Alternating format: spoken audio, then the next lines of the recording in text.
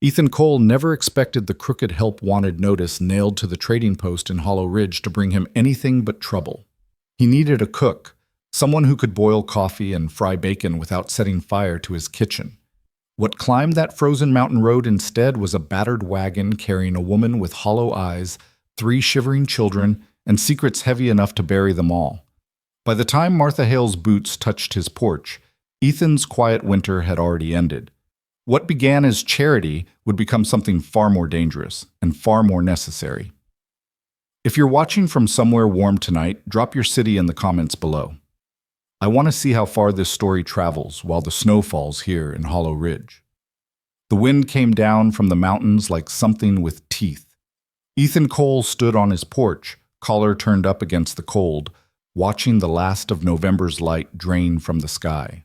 The ranch sat in a hollow between 2 ridges, sheltered enough to survive the worst storms, but isolated enough that winter meant weeks without seeing another human face.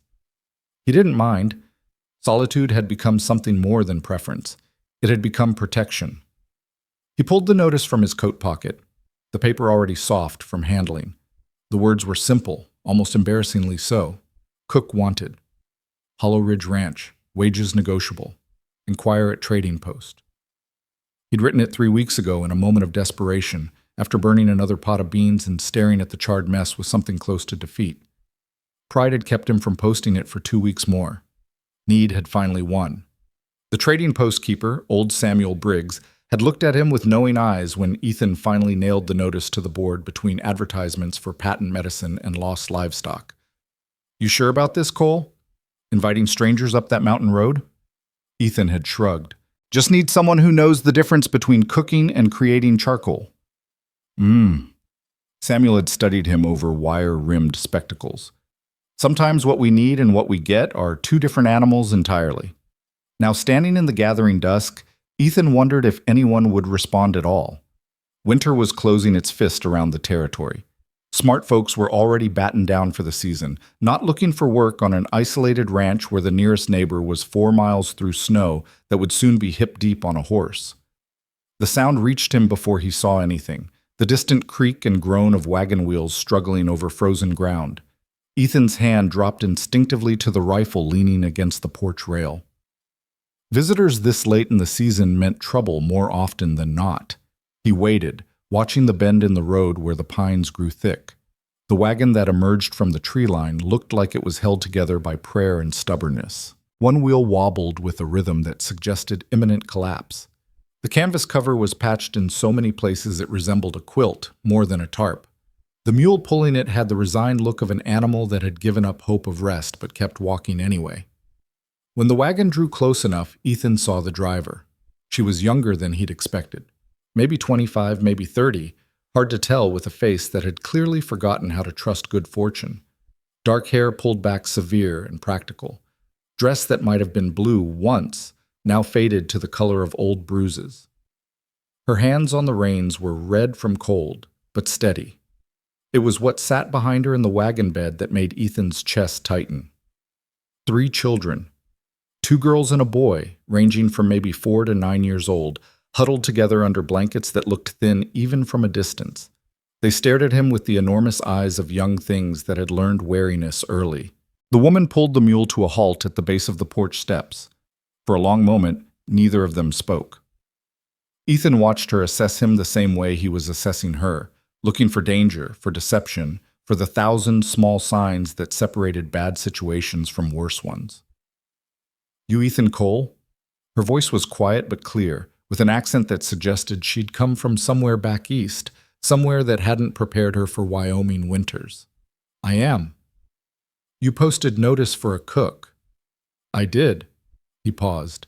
"Didn't expect anyone to respond this late in the season." "Desperation makes poor people foolish." She said it matter-of-factly, without self-pity. "You still need one?" Ethan looked at the children again. The oldest girl had her arms around the younger 2, forming a shelter with her own small body. The boy's lips had a faint blue tinge that spoke of cold that had seeped in deep. "I needed a cook," he said slowly. "Not sure I needed a cook and 3 children." Something flickered across the woman's face. Not quite hope dying, but expectation confirmed. She gathered the reins, preparing to turn the wagon. Then we'll move on. There's a settlement another day west. Hold on. The words came out sharper than he'd intended. Ethan descended the steps, approaching the wagon slowly, the way he'd approach a spooked horse.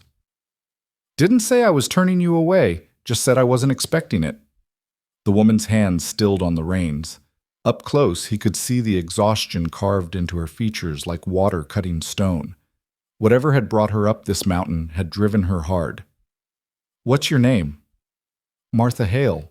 She hesitated. Was Martha Hale. Widow now, these past months. The children? Mine. Sarah's 9, Clara's 6, Thomas is 4. She said their names like a litany, like proof of something that mattered. They're good children, quiet. They won't be any trouble. Ethan had spent enough years alone to recognize desperation wearing dignity as camouflage. He looked at the wagon, at the pitifully few possessions visible beneath the patched canvas, at the children who hadn't made a sound since arriving. Can you cook? Yes. Can you do it without burning down my kitchen? The faintest ghost of something that might have been humor touched her mouth. I managed to keep my own household fed for 10 years without structural fire. I believe I can manage yours. Ethan glanced back at his ranch house. It was solid, 2 stories of timber and stone that his grandfather had built to outlast generations.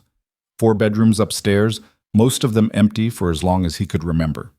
A kitchen big enough to feed a crew of ranch hands, though he'd been the only one using it for 3 years now. Plenty of room, too much room if he was being honest.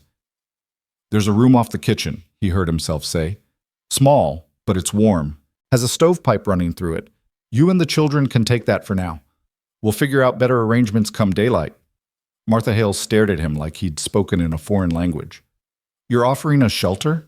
Inside your house? Well, I'm not putting children in the barn in November. Ethan turned back toward the porch. Get your people inside before they freeze. I'll see to your mule. He didn't wait for her response, just headed for the wagon to unhitch the animal. Behind him, he heard the creak of the wagon seat as she climbed down, heard her quiet voice urging the children to move carefully. The mule was patient while Ethan worked the harness free, too tired to be difficult. He led it toward the barn, aware of the sounds behind him, boots on wooden steps, the soft murmur of Martha's voice, a child's cough that sounded too deep for someone so small. The barn was warmer than outside, but still cold enough that his breath steamed. He got the mule settled in a stall with hay and water, then stood for a moment in the dimness, listening to the animal's steady breathing. What the hell had he just done? He'd come to Hollow Ridge to get away from people, from their expectations and judgments and endless capacity for disappointment. He'd built a life of careful solitude where the only voice he heard was his own, and the only needs he met were the livestock's. Simple, manageable, safe. Now he'd just invited 4 strangers into his house in the dead of winter. Sometimes what we need and what we get are 2 different animals entirely. Samuel's words echoed in his memory. Ethan shook his head and headed back toward the house. The kitchen was warmer than he'd left it. Martha had already stoked the fire in the stove and was standing beside it with Thomas, the youngest boy, pulled against her side.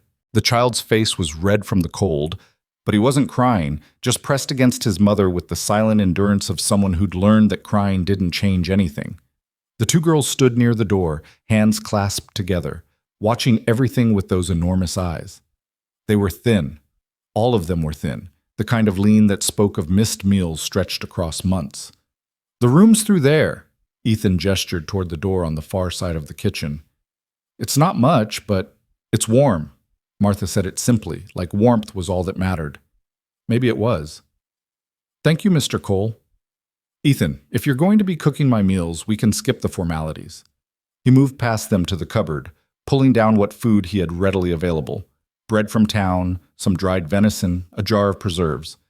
It's late for a proper meal, but this will hold you until morning. He set the food on the table and stepped back, giving them space. Martha herded the children toward the chairs with practiced efficiency, settling them and dividing the food with the careful precision of someone who'd learned to make little stretch far. She broke the bread into pieces, gave each child a small portion of meat, spread the preserves thin. Ethan watched from near the stove, struck by how quickly the kitchen had gone from empty to full, from silent to alive with small sounds, The scrape of chair legs, the soft whisper of Martha's instructions, the tiny sounds of children eating with the focus of the truly hungry. When did they last eat? Martha didn't look up from portioning out the food. Yesterday morning. There was an inn in the valley, but our money... She didn't finish the sentence. Ethan moved to the cupboard again, pulling down more bread, more venison. Martha's hand shot out, catching his wrist. Her grip was stronger than expected. We don't take charity we can't repay. It's not charity. He met her eyes. They were brown, he noticed, dark and direct. You agreed to work for wages. Consider this an advance on services to be rendered. Her hand lingered a moment longer, then released. She nodded once, sharp and businesslike, then returned her attention to the children. Ethan left them to eat and went to check the room off the kitchen. It was small, as he'd said, barely 10 feet square, with a narrow bed pushed against one wall and a trunk for storage. The stovepipe from the kitchen ran through it before venting up through the roof, keeping it warmer than the rest of the house. He'd used it for storage mostly, boxes of things he couldn't quite bring himself to throw away but didn't need to look at every day. He cleared the boxes out, stacking them in the barn to deal with later, then found blankets in the upstairs linen closet. They smelled of cedar and disuse. He piled them on the bed, then stood back and assessed the space with a critical eye. It wasn't much, but it was warm and dry and safe, which was probably more than Martha Hale and her children had known for a while. When he returned to the kitchen, the children had finished eating and were leaning against each other like tired puppies. Martha had already started clearing the dishes, her movements efficient despite obvious exhaustion. Leave those. Ethan's voice was quiet. Get your people settled for the night. Morning's soon enough to start earning your keep. Martha paused, hands in the basin, then nodded. She dried her hands on a towel and gathered the children with a few soft words. Ethan stepped aside as they filed past him toward the small room, each child casting him a quick, uncertain glance. Sarah, the oldest, was the last to pass. She stopped in front of him, looking up with her mother's serious eyes. Thank you for the food, Mr. Cole. Her voice was small but clear, properly polite in a way that suggested Martha had taught her manners even when there was no one to use them on. You're welcome, Sarah. The girl's eyes widened slightly, surprised he'd remembered her name. Then she hurried after her siblings. Martha was the last to enter the room. She turned in the doorway, one hand on the frame. Mr. Cole, Ethan, I know you took a risk bringing us here. I won't make you regret it. See that you don't. He kept his voice gruff, uncomfortable with gratitude. Breakfast is at dawn. Kitchen's yours to work with. Yes, sir. She started to close the door, then paused. Why did you let us in? You could have just refused at the door. Ethan thought about the question, about the cold in those children's eyes and the proud set of Martha's shoulders, and the way loneliness had become such a familiar weight he'd stopped noticing it until tonight when the house suddenly felt less empty. Because I remember what it's like to need help. The words came out rougher than intended.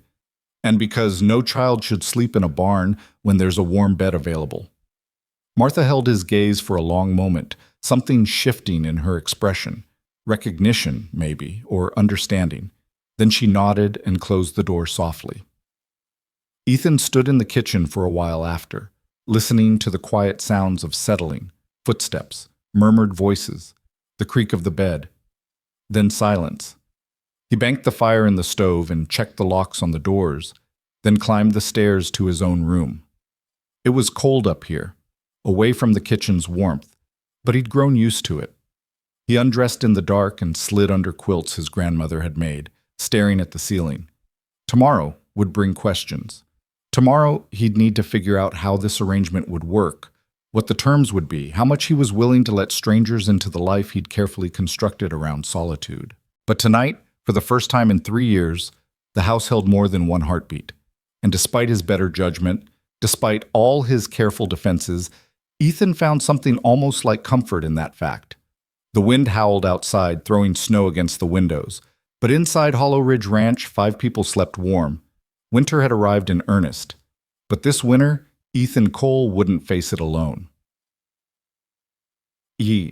Morning came gray and cold, the kind of dawn that suggests the sun had given up trying and settled for showing the outlines of things without bothering with color.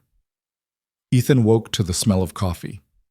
For a moment, still caught in the fog between sleep and waking, he thought he'd imagined the previous night.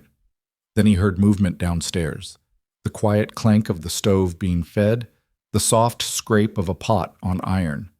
He dressed quickly, the cold air of his room biting at exposed skin, and descended the stairs.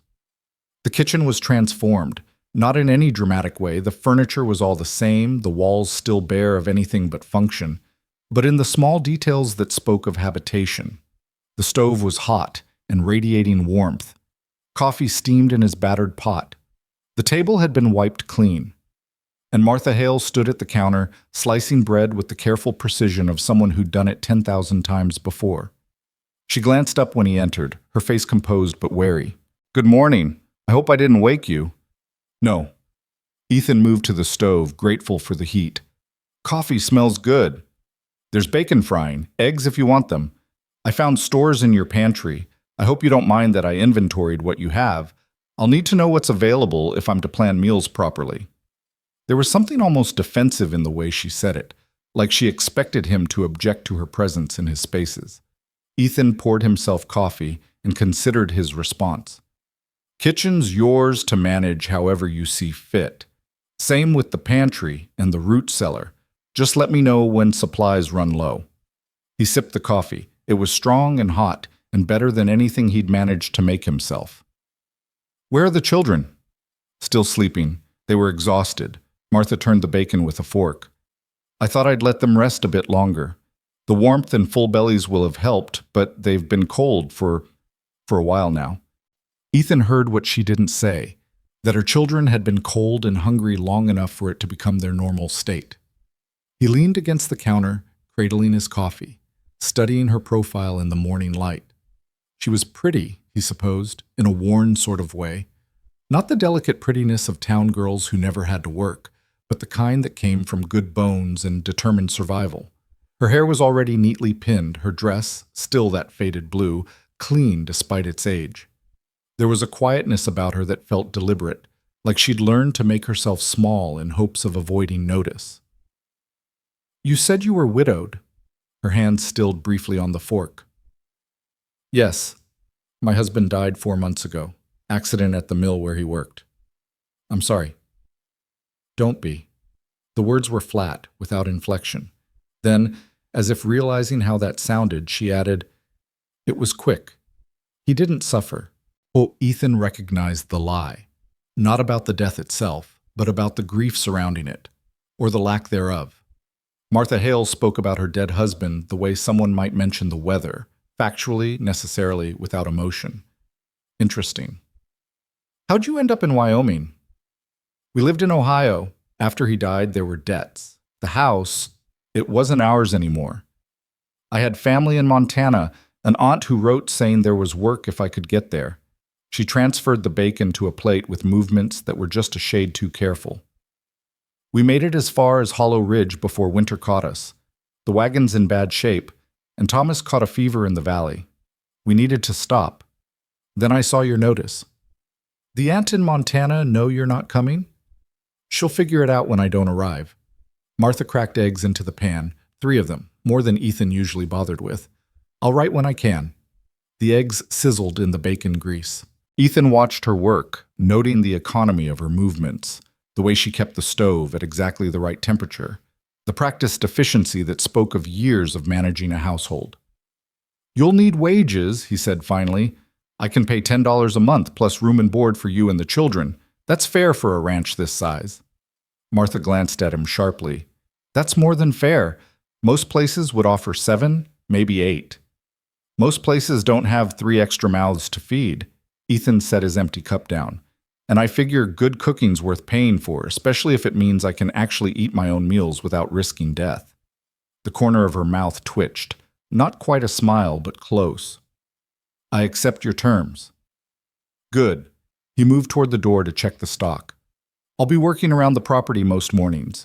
Winter's here, that means checking on the cattle, making sure water sources aren't frozen, keeping the barn maintained. You'll have the house to yourself mostly. And the children? They can help you if they're able. Otherwise, keep them warm and fed. That's enough." He was reaching for his coat when Martha spoke again, her voice quiet but firm. "Mr. Cole? Ethan, I need to know something." He turned back, waiting. "If someone comes looking for us, if anyone asks..." She met his eyes directly. "I need to know if you'll tell them we're here."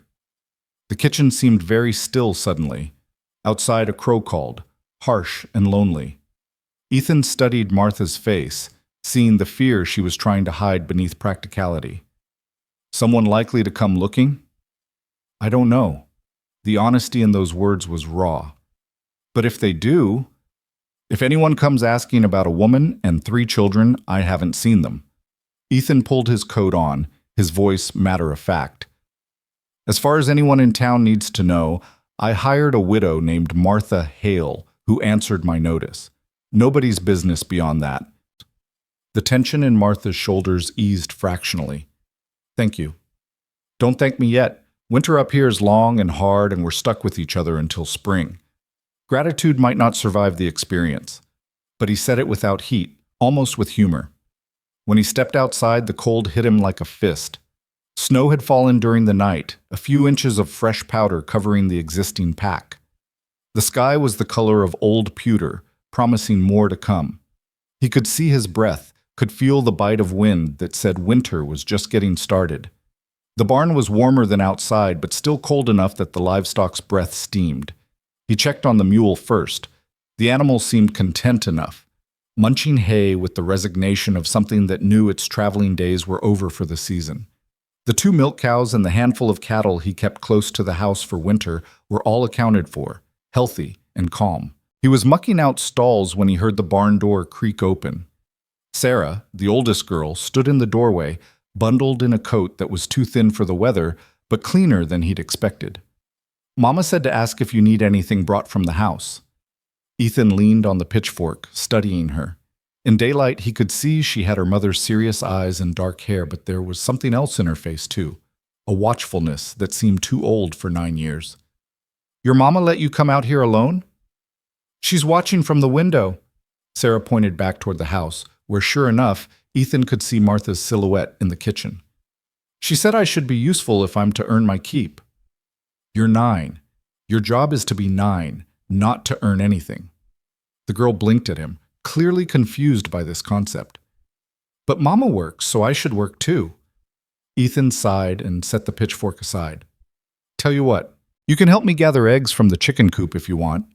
That'd be useful without being too heavy for someone your size." Sarah's face brightened, the first real expression he'd seen from her beyond wariness. "I'm good at gathering eggs. I did it at home before..." She stopped abruptly, the brightness dimming. "Before you lost your home," Ethan finished gently. "I know, your mama told me about your father." The girl looked down at her boots. "Mama said we don't talk about him." "Then we won't." He gestured toward the coop built onto the side of the barn. "Come on, those hens won't wait all day." They worked in companionable silence, Sarah proving she did indeed know how to gather eggs without breaking them. The chickens clucked and fussed, disturbed by the cold and the intrusion, but Sarah moved among them with confidence. "Mr. Cole?" Her voice was small. "Is it true you'll let us stay all winter?" "That's what I told your mama." Even though we're extra trouble?" Ethan looked at her, this thin child with 2 serious eyes who thought her existence was an imposition on the world. Something in his chest tightened uncomfortably. "You're not trouble, Sarah. You're people. People who needed help, that's all." She considered this solemnly, then nodded as if filing the information away for later examination. They finished gathering the eggs and returned to the warmth of the barn.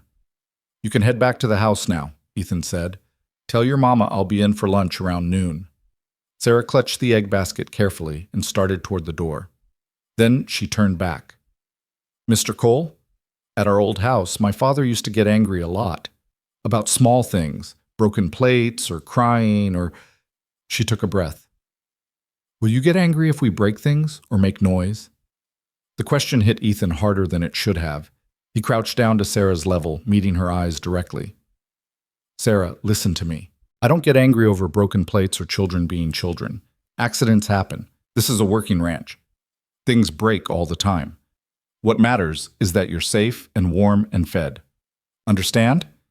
She studied his face like she was trying to decide whether to believe him. Then, slowly, she nodded. "Okay." She left then, trudging through the snow back toward the house, the egg basket held carefully in front of her. Ethan watched until she reached the door and Martha pulled her inside. Then he returned to his work with a strange weight in his chest. The day passed in the steady rhythm of ranch work, feeding livestock, checking fences, splitting wood for the stove.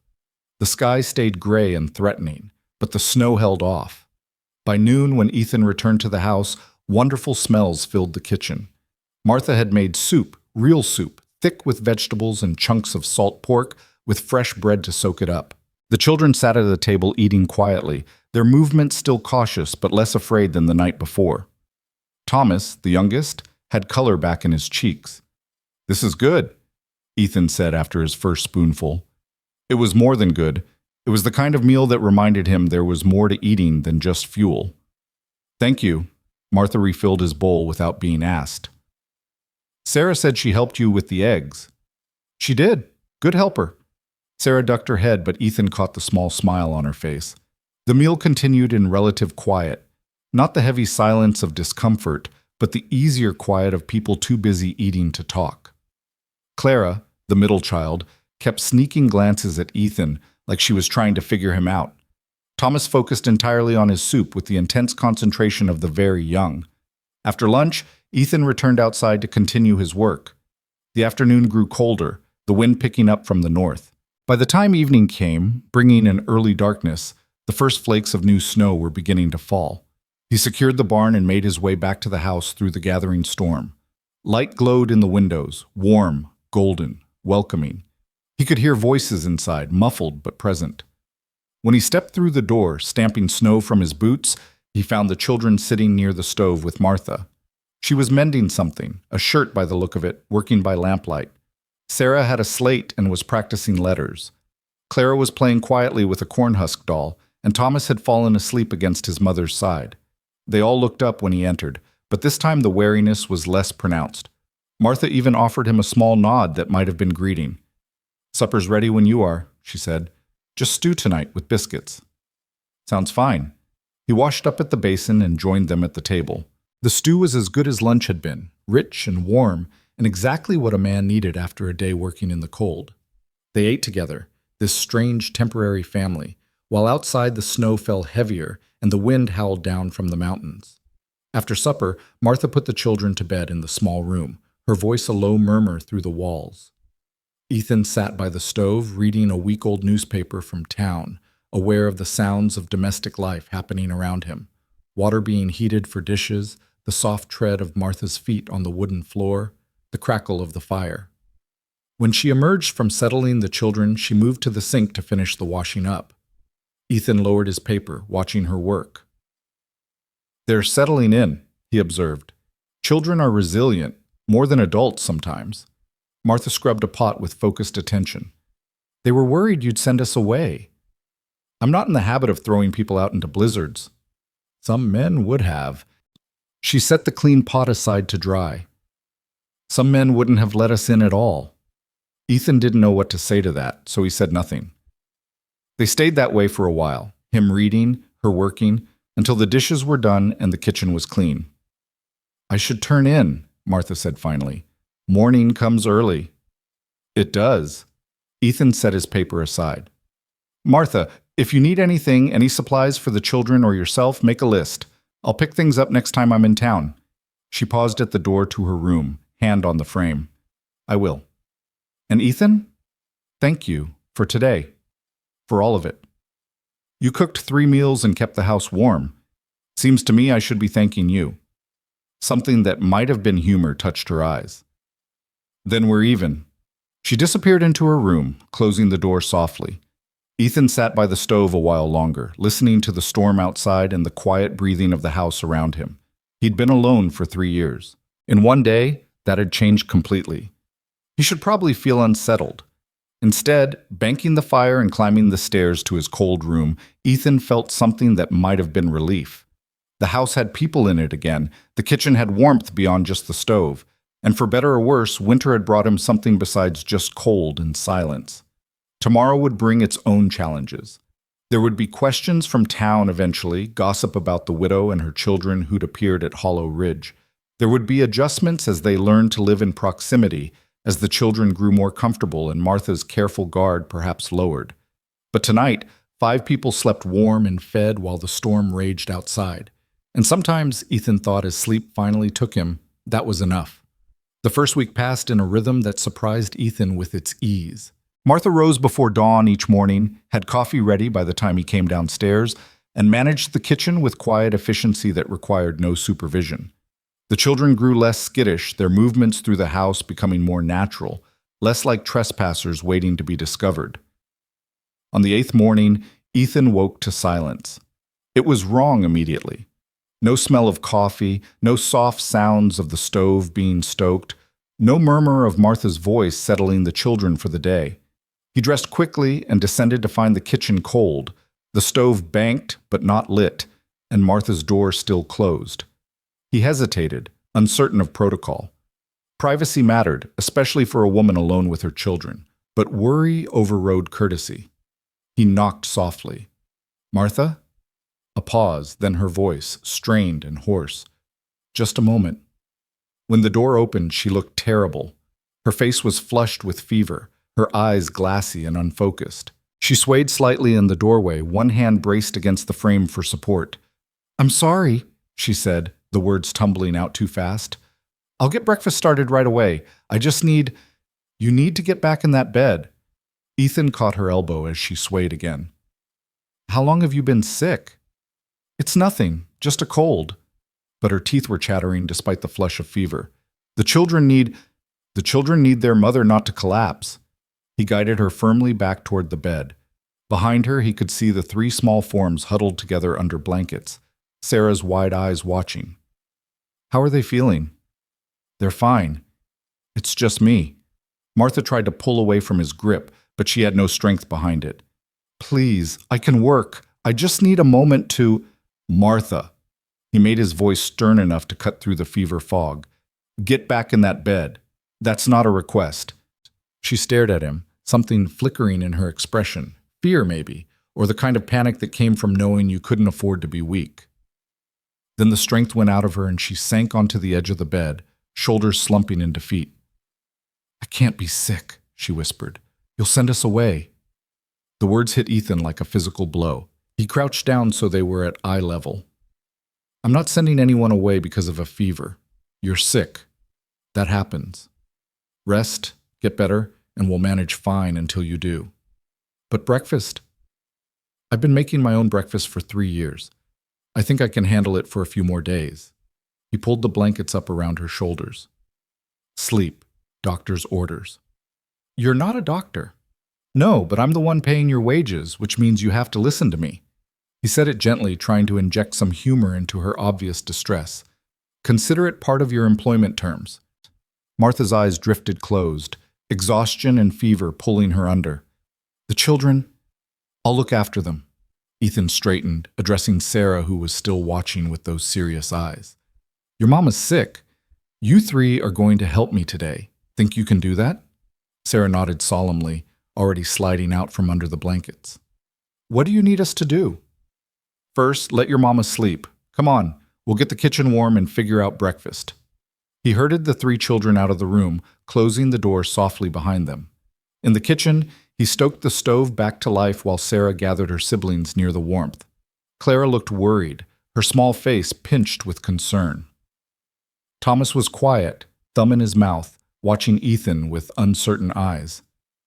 "Is Mama going to die?" Clara's voice was very small. "No." Ethan said it firmly, with confidence he hoped was justified. "She has a fever and she needs rest, that's all. People get sick sometimes, especially in winter. She'll be better in a few days."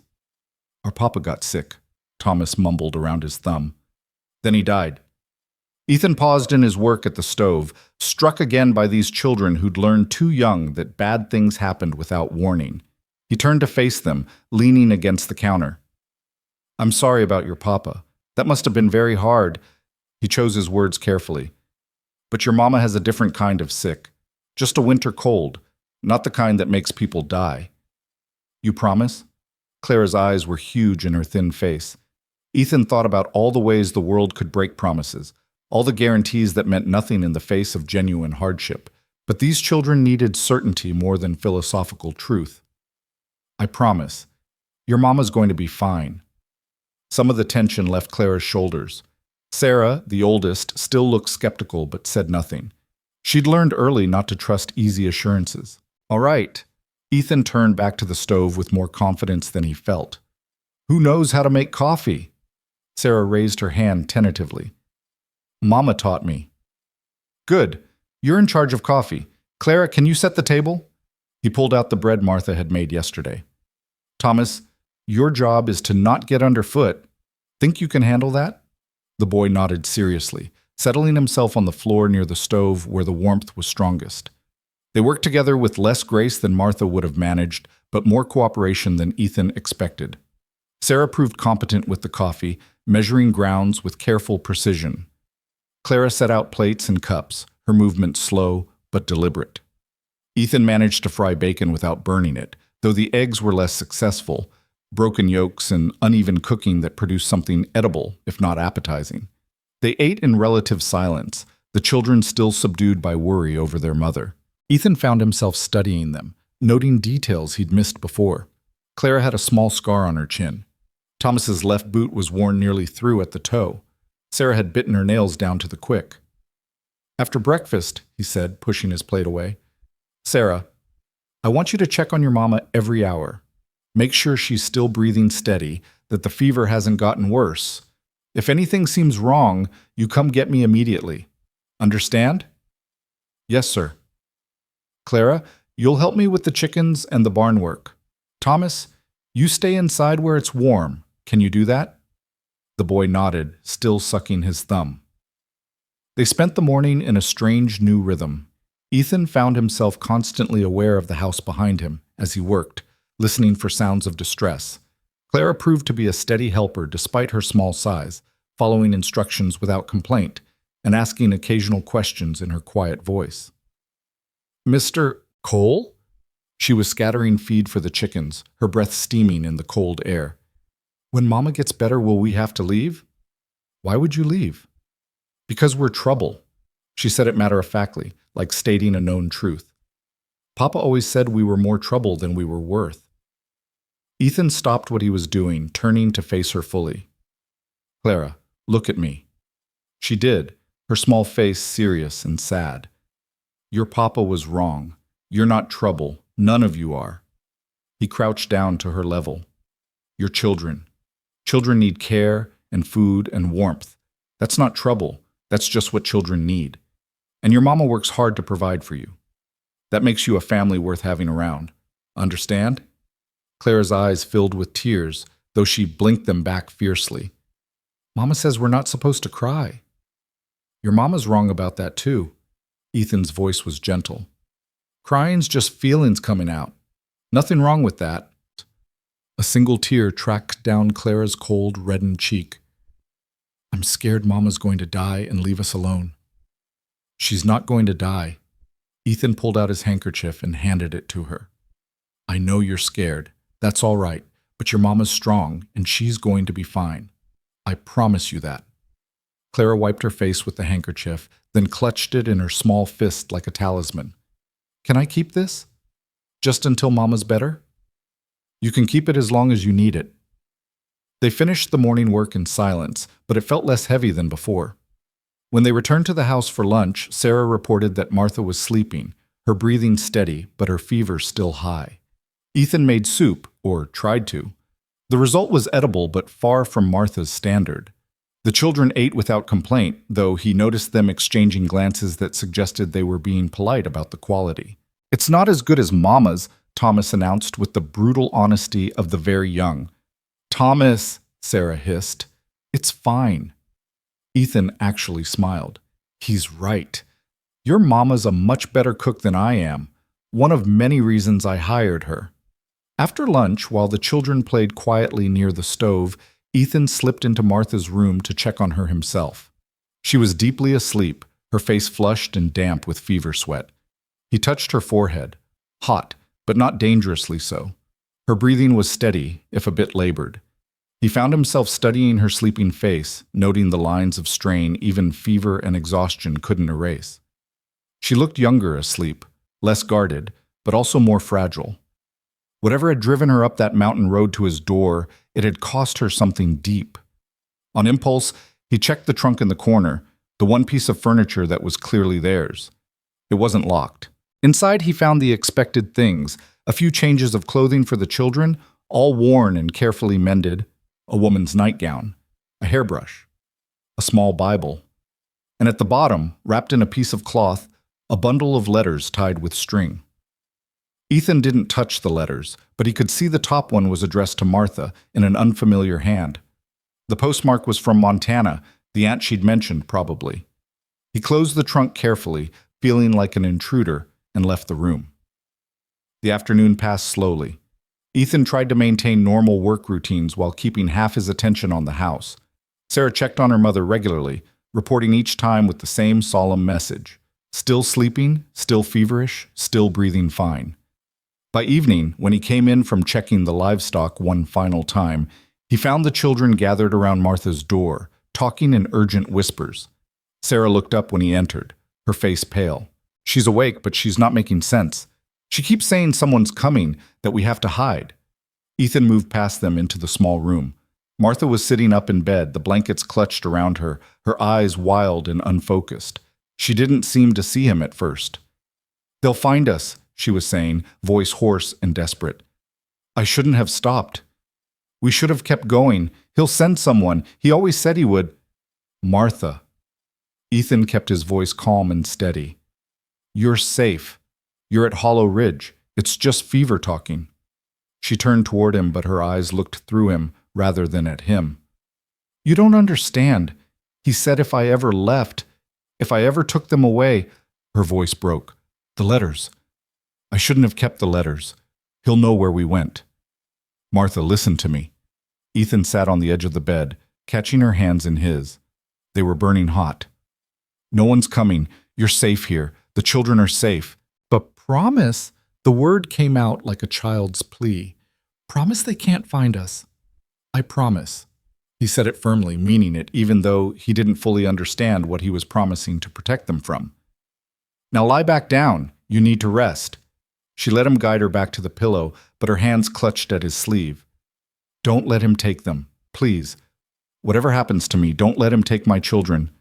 "No one's taking anyone." Ethan smoothed the blankets around her. "Sleep now. I'll watch over things." Martha's eyes drifted closed, but her grip on his sleeve didn't loosen. "He hit them," she whispered. "Thomas mostly, because he cried, but all of them sometimes. I couldn't stop him. I tried, but—" "Martha, sleep." Ethan's voice was gentle but firm. "We'll talk about this when you're better." Her grip finally loosened, and she slipped back into restless sleep. Ethan stayed for a moment, his mind racing. The pieces were coming together now. The way the children flinched at sudden movements, Sarah's question about anger over broken things, Martha's fear of being sent away for any perceived failing. Her husband hadn't died in a mill accident, or if he had, it hadn't been the tragedy she'd implied. When Ethan emerged from the room, 3 pairs of eyes watched him anxiously. He closed the door softly and crouched down to their level. "Your mama's going to be fine. The fever's making her confused, that's all. By tomorrow she'll be better." "She said someone's coming." Sarah's voice was flat. "She's right, isn't she? Someone is coming." Ethan studied the girl's face, too old, too knowing. "Is there someone who might come looking for you?" Sarah glanced at her younger siblings, then back at Ethan.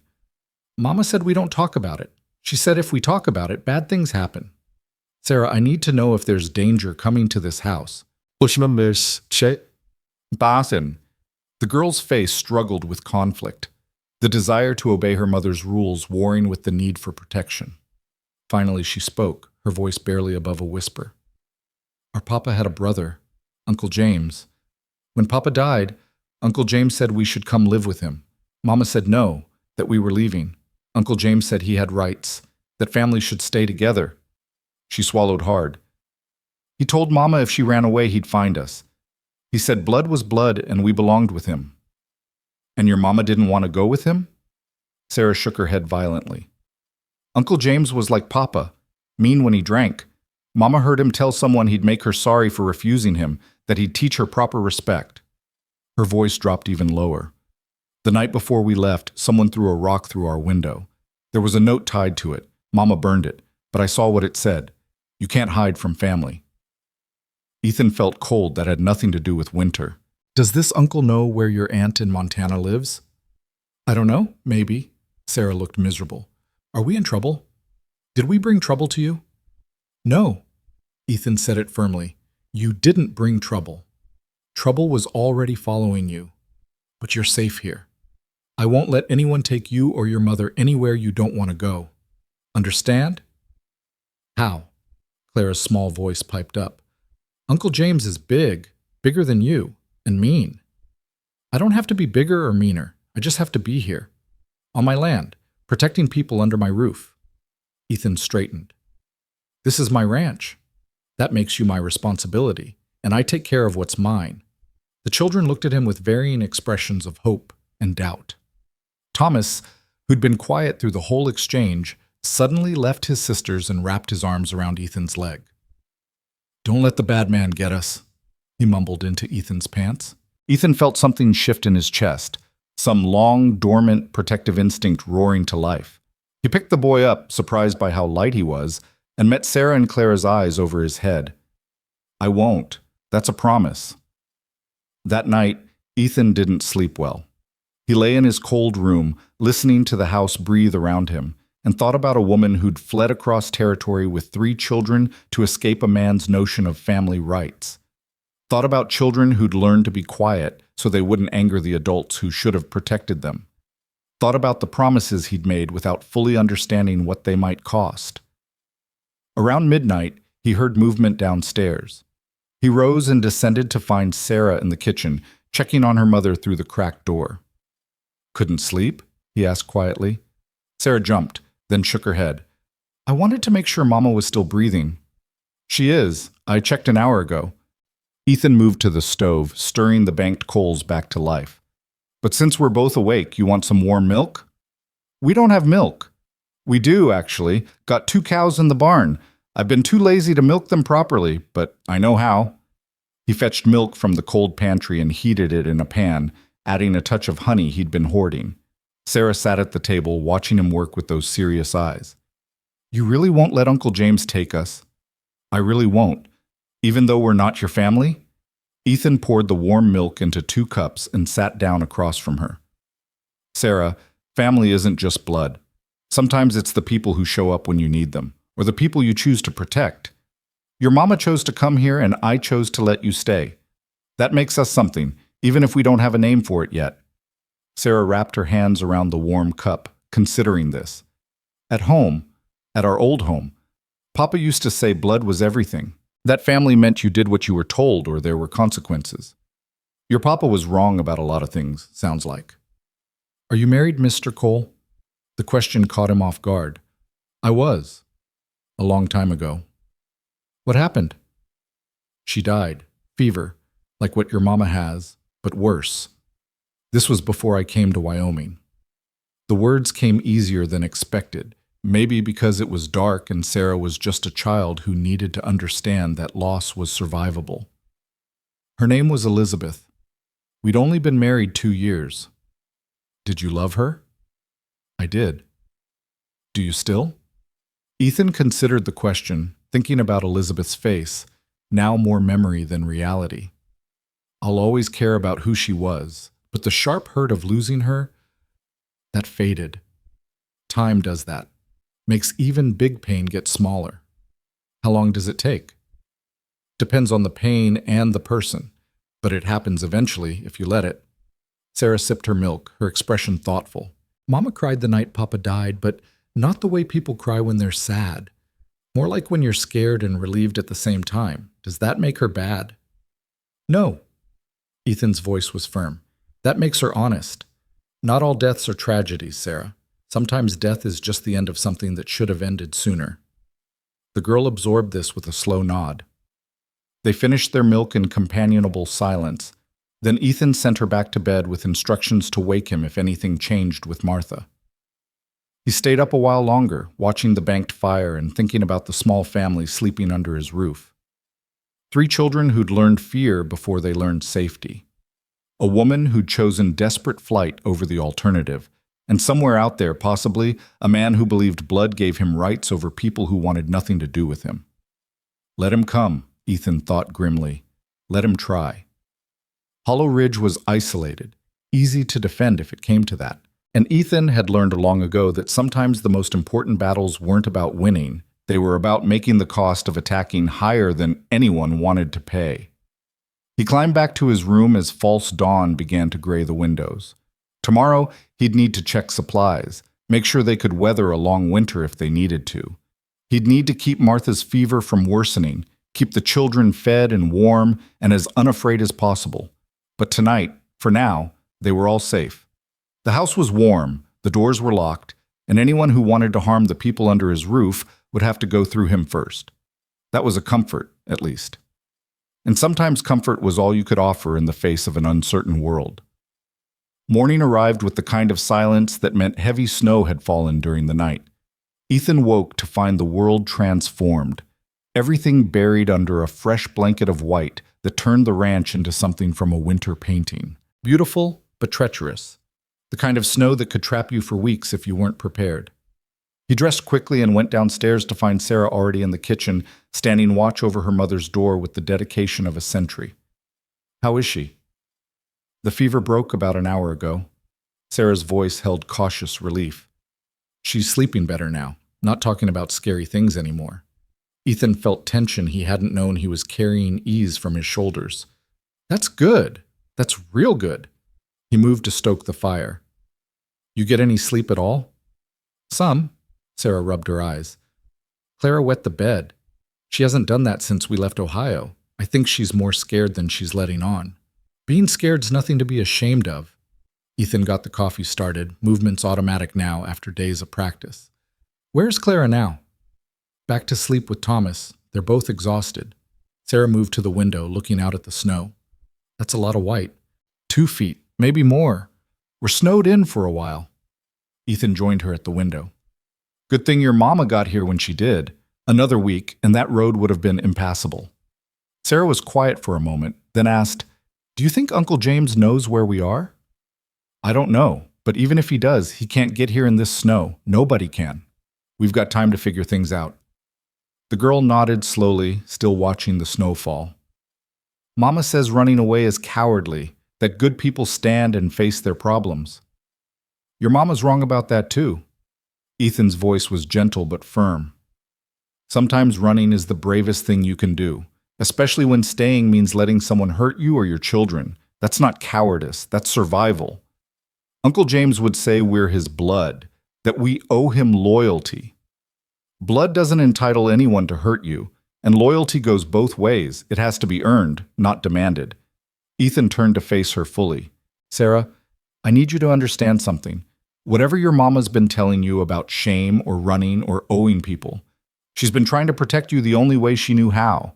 But you don't owe that man anything. Not you, not your brother and sister, and not your mama. Understand?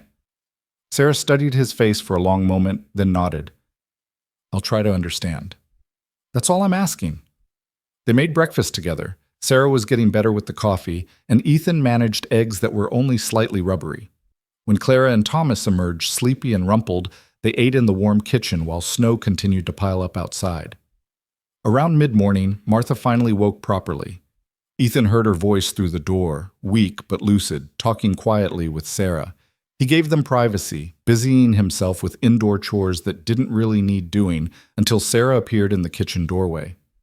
Mama wants to see you. Ethan entered the small room to find Martha sitting up in bed, pillows propped behind her. She looked terrible, pale and drawn, with dark circles under her eyes, but her gaze was clear and focused. I'm sorry, she said immediately, for being a burden, for not being able to work. Stop. Ethan pulled the room's single chair closer to the bed. You had a fever. That happens. Nobody's keeping score. Martha's hands twisted in the blanket. Sarah said I was talking about things I shouldn't have, things we agreed not to discuss. You had a high fever. People say all sorts of things when they're delirious. But you heard, didn't you? She met his eyes, her expression somewhere between defiant and terrified. About my husband. About why we're really running. Ethan was quiet for a moment, choosing his words carefully. Sarah told me some things. About your husband's brother. About him wanting to take you and the children. Martha's face went white. She shouldn't have told you that. I told them never to speak of it. She told me because she was scared for you. And because I asked.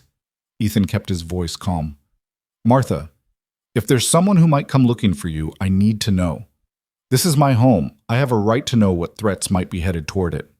Then send us away. The words came out flat. As soon as the snow clears enough to travel, we'll go. I won't bring trouble to your door.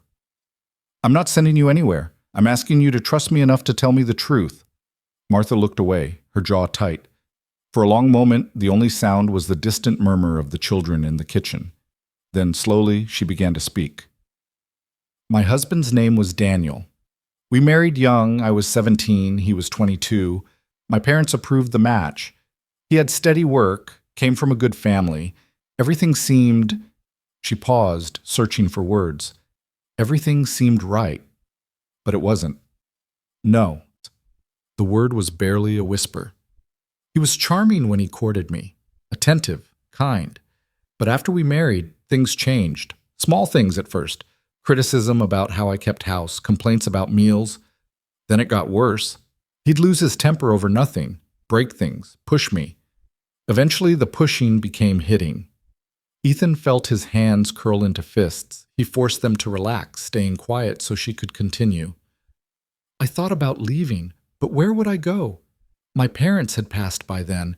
I had no money of my own, and the children kept coming. Sarah, then Clara, then Thomas. Each one made leaving harder. Martha's voice was steady, but her hands shook. I told myself it wasn't that bad, that other women had worse, that if I just tried harder, did better, he'd stop. He didn't stop. He never stopped. He just got more careful about where he left marks. She touched her ribs unconsciously. The children learned to be quiet, to stay out of his way when he'd been drinking. Sarah especially, she became so good at reading his moods, at keeping her siblings safe. What happened 4 months ago? Martha's laugh was bitter. He fell at the mill where he worked, 3 stories onto concrete. The foreman said it was an accident, that Daniel had been careless near the edge. But I knew... She stopped, swallowing hard. I knew he'd been drinking. He always drank. It was only a matter of time before it killed him. And his brother? James? Martha's voice went flat. James was worse than Daniel in some ways. Meaner, more deliberate. Daniel hit when he was angry. James hit because he enjoyed it. She looked at Ethan directly. After Daniel died, James came to the house, said as Daniel's brother he had rights to his family, that I was too weak to care for the children alone, that they needed a man's guidance. He wanted to marry you. He wanted to own me, own us. Martha's hands clenched in the blanket. I refused. He said I didn't have a choice, that the law would support him. When I still refused, he started showing up at the house, making threats. One night, someone threw a rock through the window with a note saying I couldn't hide from family. So you ran. I took what little money Daniel had left, packed what we could carry, and left in the middle of the night. My aunt in Montana had written saying there was work out west, that she'd help if we could get there. I thought if we could just make it that far, we'd be safe. Did you tell your aunt about James? Martha shook her head. I was ashamed. Ashamed I'd stayed with Daniel so long. Ashamed I'd let it happen to my children. I just wanted to start over somewhere clean, where nobody knew us. And then winter caught you. And then I saw your notice. Martha's voice cracked slightly. I thought maybe it was a sign, that we were supposed to stop here, that maybe we'd found somewhere safe enough. She looked at him with desperate eyes. But I've put you in danger. James is persistent. If he tracked us this far, let him come. Ethan's voice was hard. This is my land, my house, and you're under my protection. That means something out here. You don't understand. James doesn't care about law or rights or anything civilized. He takes what he wants and hurts anyone who tries to stop him. Then he'll learn that some people hurt back. Ethan leaned forward. Martha, listen to me. I've been alone for 3 years because it was easier than dealing with people. Easier than risking getting hurt again. But you and your children showed up needing help, and I gave it because it was the right thing to do. That doesn't change because the situation's more complicated than I thought. Why? The question came out raw. Why would you risk yourself for strangers? Ethan thought about that, about Elizabeth dying while he was away working, about coming home to an empty house and a grief that had nearly destroyed him, about choosing isolation because it felt safer than connection, about 3 children with frightened eyes and a woman with more courage than she gave herself credit for. Because nobody should have to face the world alone, he said finally, and because those children deserve better than running and hiding and being afraid all the time. If I can give them that, even just for a winter, then that means something. Martha's eyes filled with tears. I don't know how to repay that kind of kindness. You already are. You're cooking, caring for your children, keeping this house running. That's more than enough. He stood. Now rest. Get your strength back. We'll worry about James if and when he shows up. And if he does, then we'll deal with it. Together. Ethan moved toward the door, then paused. One more thing. Stop teaching your children that running is shameful. What you did, leaving a bad situation to protect them, that took more courage than most people ever need. They should know that. He left before she could respond, closing the door softly behind him. In the kitchen, 3 pairs of eyes watched him anxiously. Mama's going to be fine, he told them. She just needs rest and food. Sarah, think you can make soup? There's vegetables in the root cellar and salt pork in the cold pantry. I can try. Good. Clara, Thomas, you help her. I need to check on the livestock before the snow gets any deeper. Outside, the world was muffled and strange. Snow still fell in thick flakes, accumulating faster than Ethan had seen in years. The wind had died down, leaving everything eerily quiet.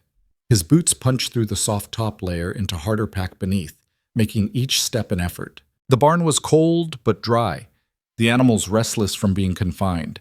He checked each one, making sure they had food and water, talking to them in the low voice his grandfather had taught him to use with livestock. The routine work helped settle his thoughts, gave him space to process everything Martha had told him. A man who beat his wife and children, a brother who thought he had rights to them, and Martha, desperate enough to run rather than fight, wise enough to know that fighting someone like James wouldn't end well for her or her children. Ethan had spent 3 years avoiding exactly this kind of complication, and now here he was, standing in a freezing barn, planning how to defend people he'd known less than 2 weeks against a threat that might or might not ever arrive. He should feel trapped. Instead, he felt something closer to purpose. The storm lasted 3 days. Snow piled up past the windows on the north side of the house, creating drifts that reached the eaves. The world contracted to the warm sphere of the ranch house, the barn barely visible through the blowing white. They fell into a different rhythm during those days. Martha, recovering slowly, directed the children in helping with household tasks from her bed.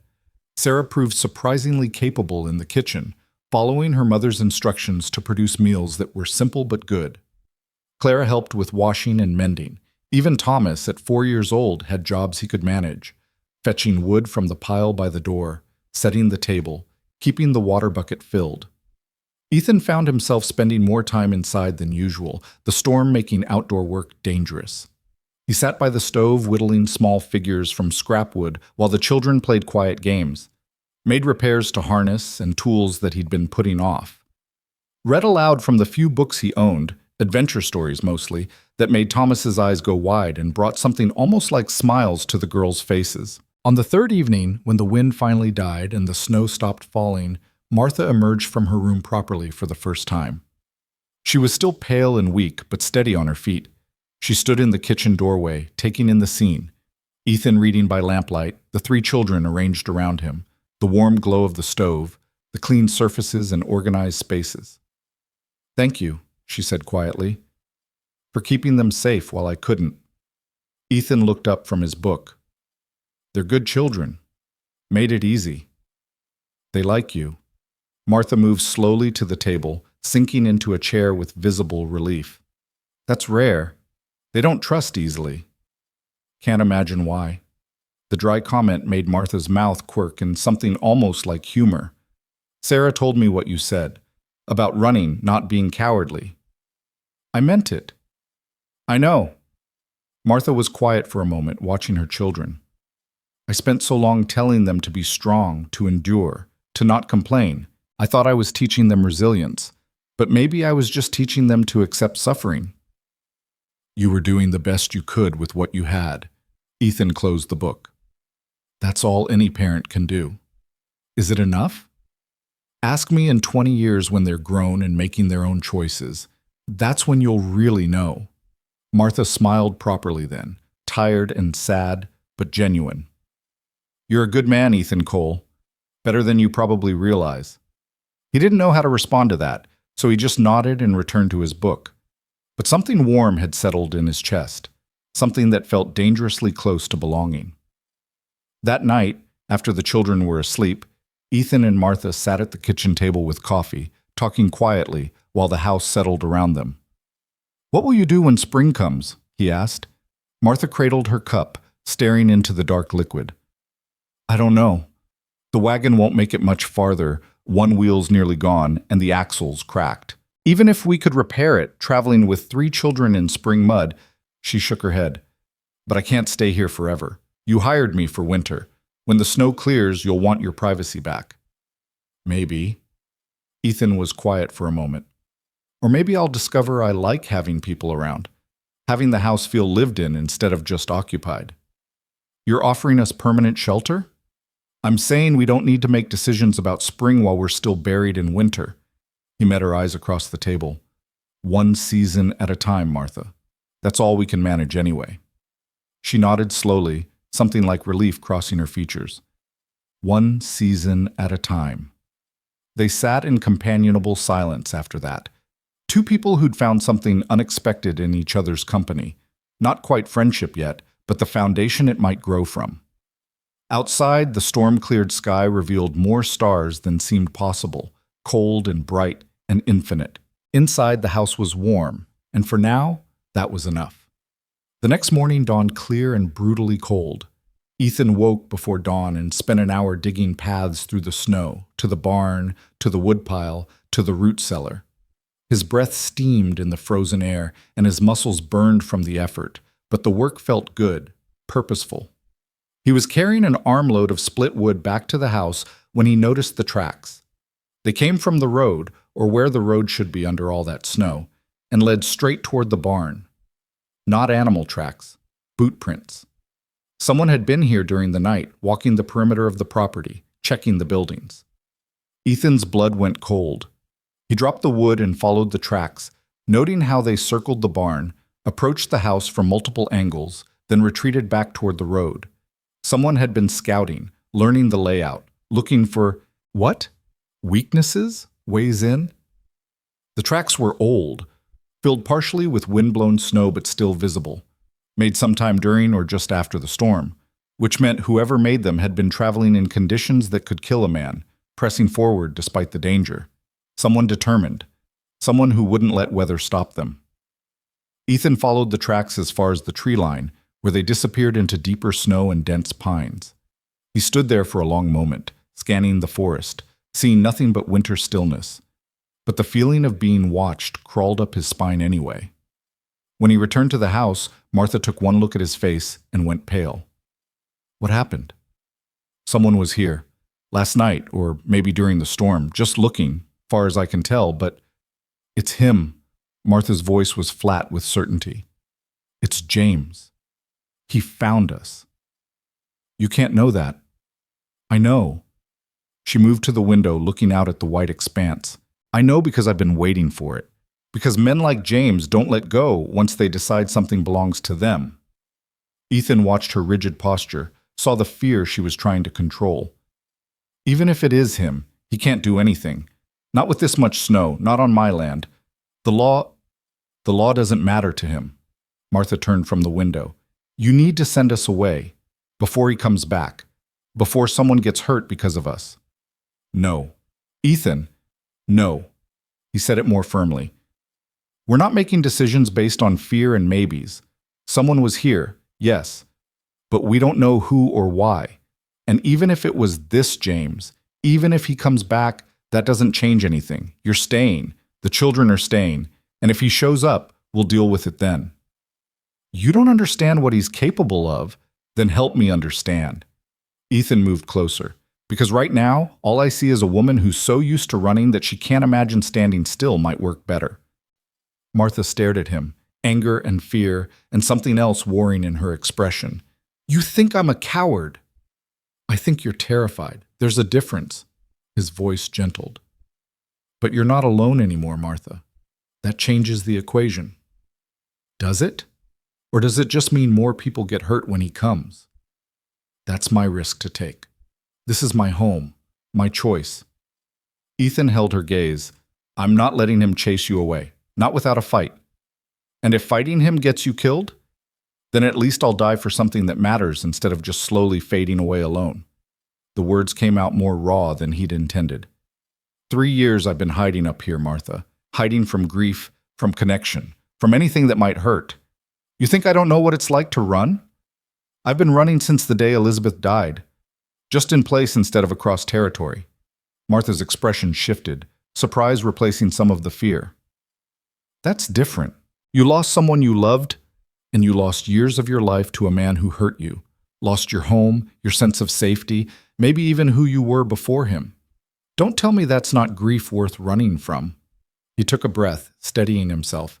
But at some point, running stops being escape and starts being the only thing you know how to do. I'm done running. Question is, are you? The kitchen was silent except for the crackle of the fire.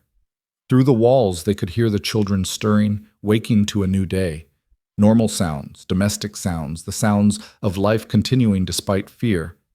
Finally, Martha spoke, her voice barely audible. I don't know how to stop. Neither do I, but maybe we figure it out together. She nodded slowly, tears tracking down her cheeks that she didn't bother to wipe away. If he comes, if James comes and you're hurt because of us, I'll never forgive myself.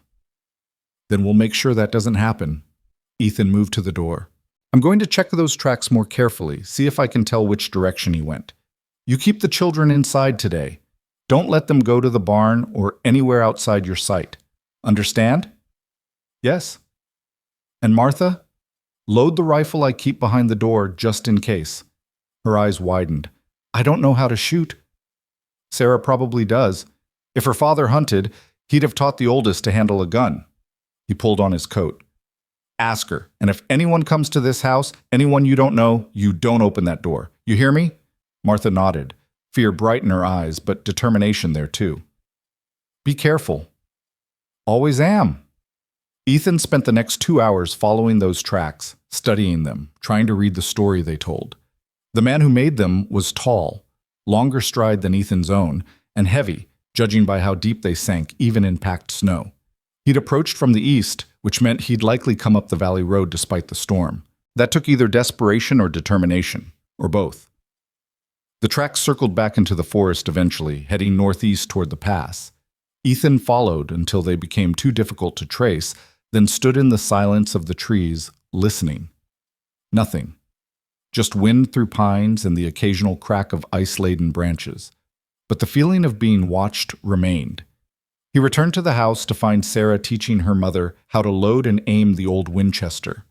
The girl's movements were confident, practiced, and Ethan felt another surge of anger at a man who'd taught his 9-year-old daughter to handle deadly weapons, but not how to feel safe in her own home.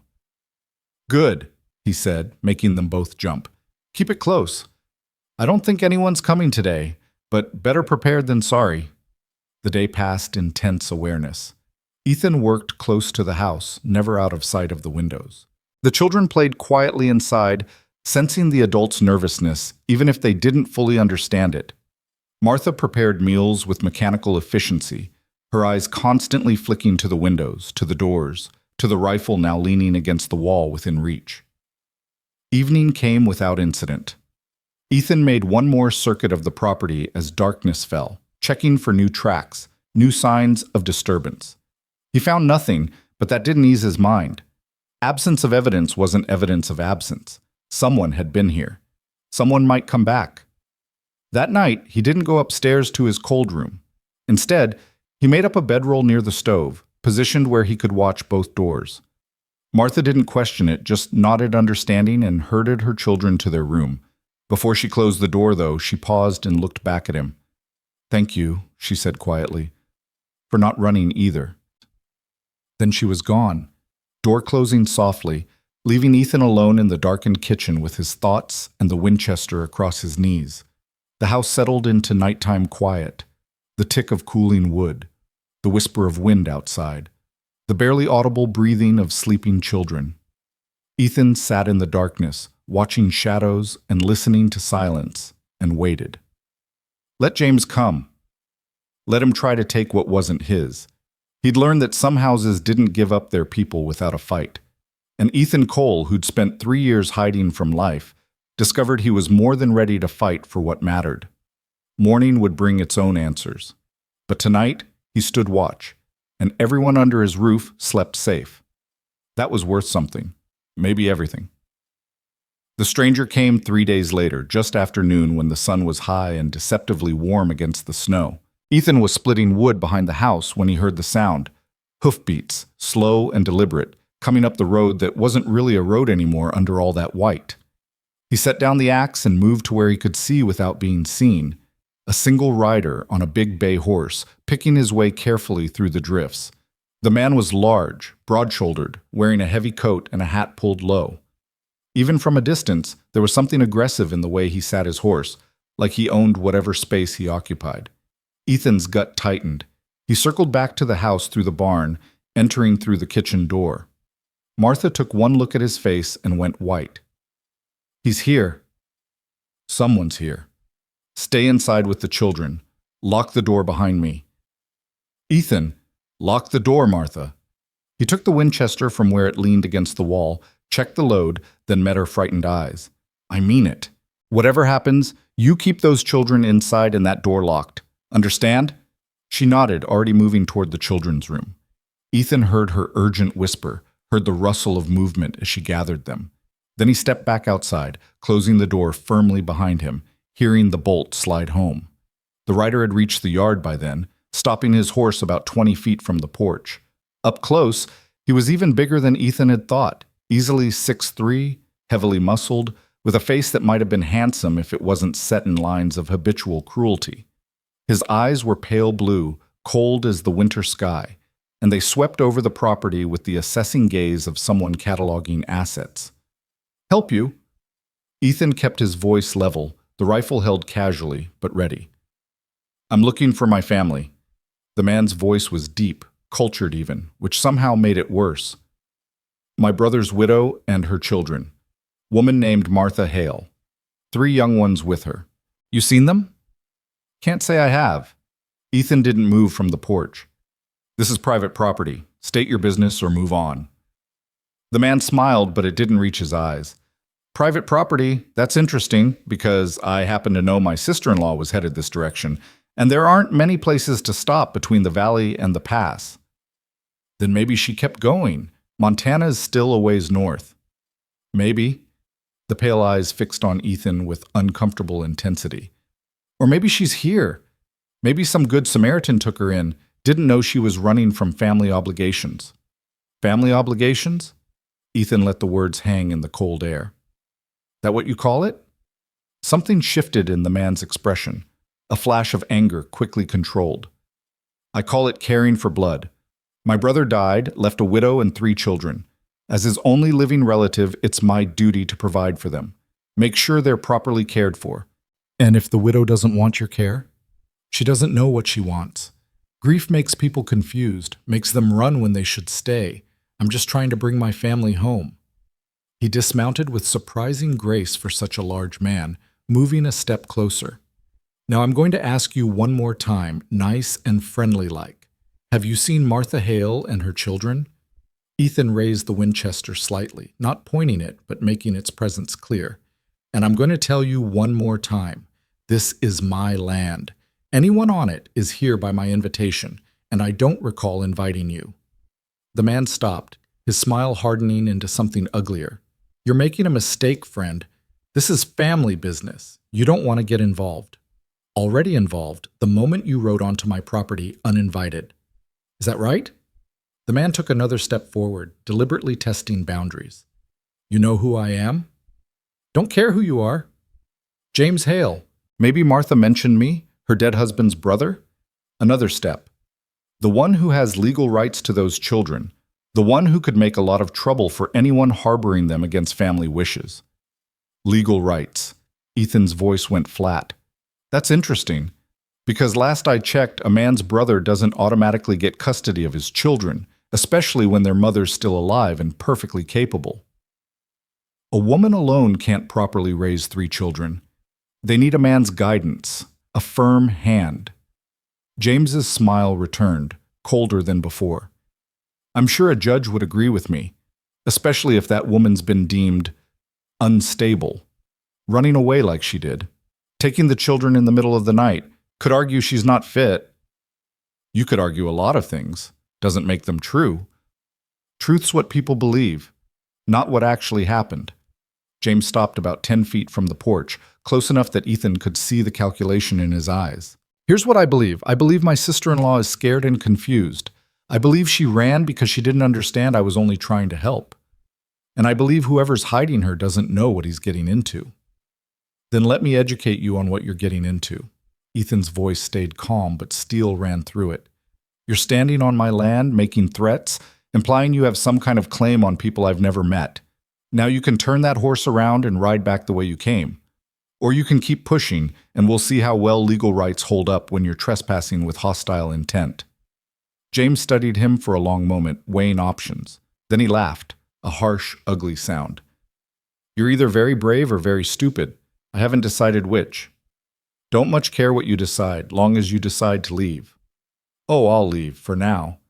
James moved back toward his horse with deliberate slowness. "But this isn't over. Those children are my blood. That woman owes me, and I always collect what's owed." He mounted with easy competence, settling into the saddle and gathering the reins.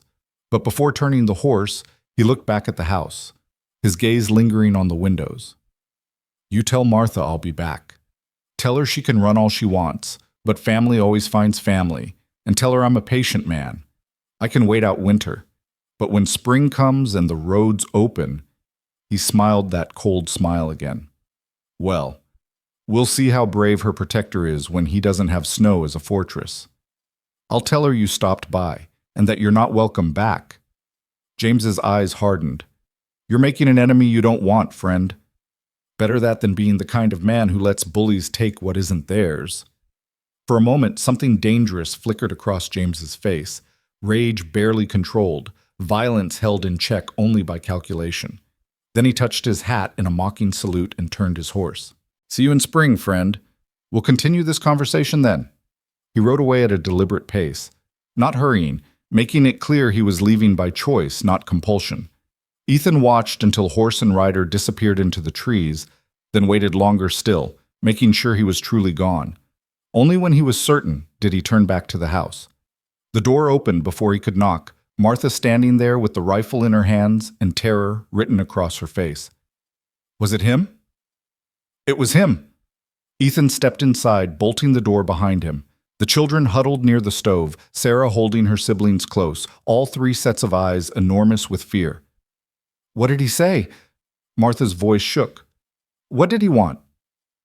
"He wanted me to tell you he knows where you are, that he'll wait until spring, that he always collects what's owed." Ethan set the Winchester down, then turned to face her fully. "He thinks those children are his property, that you're somehow obligated to him because of blood. He'll come back." It wasn't a question. "When the snow melts, he'll come back with the law or with men or with whatever he needs to take us." "Let him try." "Ethan, you don't understand. James doesn't make threats he can't back up. If he says he'll come in spring, he will, and he'll bring enough force to make sure he wins." "Then we'll be ready." Ethan moved to the stove, needing something to do with his hands. "But that's months away. A lot can happen in months." "Like what?" Martha's laugh was bitter.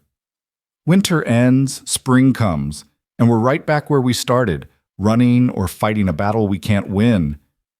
Ethan looked at the children, at their frightened faces and hunched shoulders, looked at Martha with her white knuckles around the rifle, looked at the warm kitchen that had become something like home over the past weeks.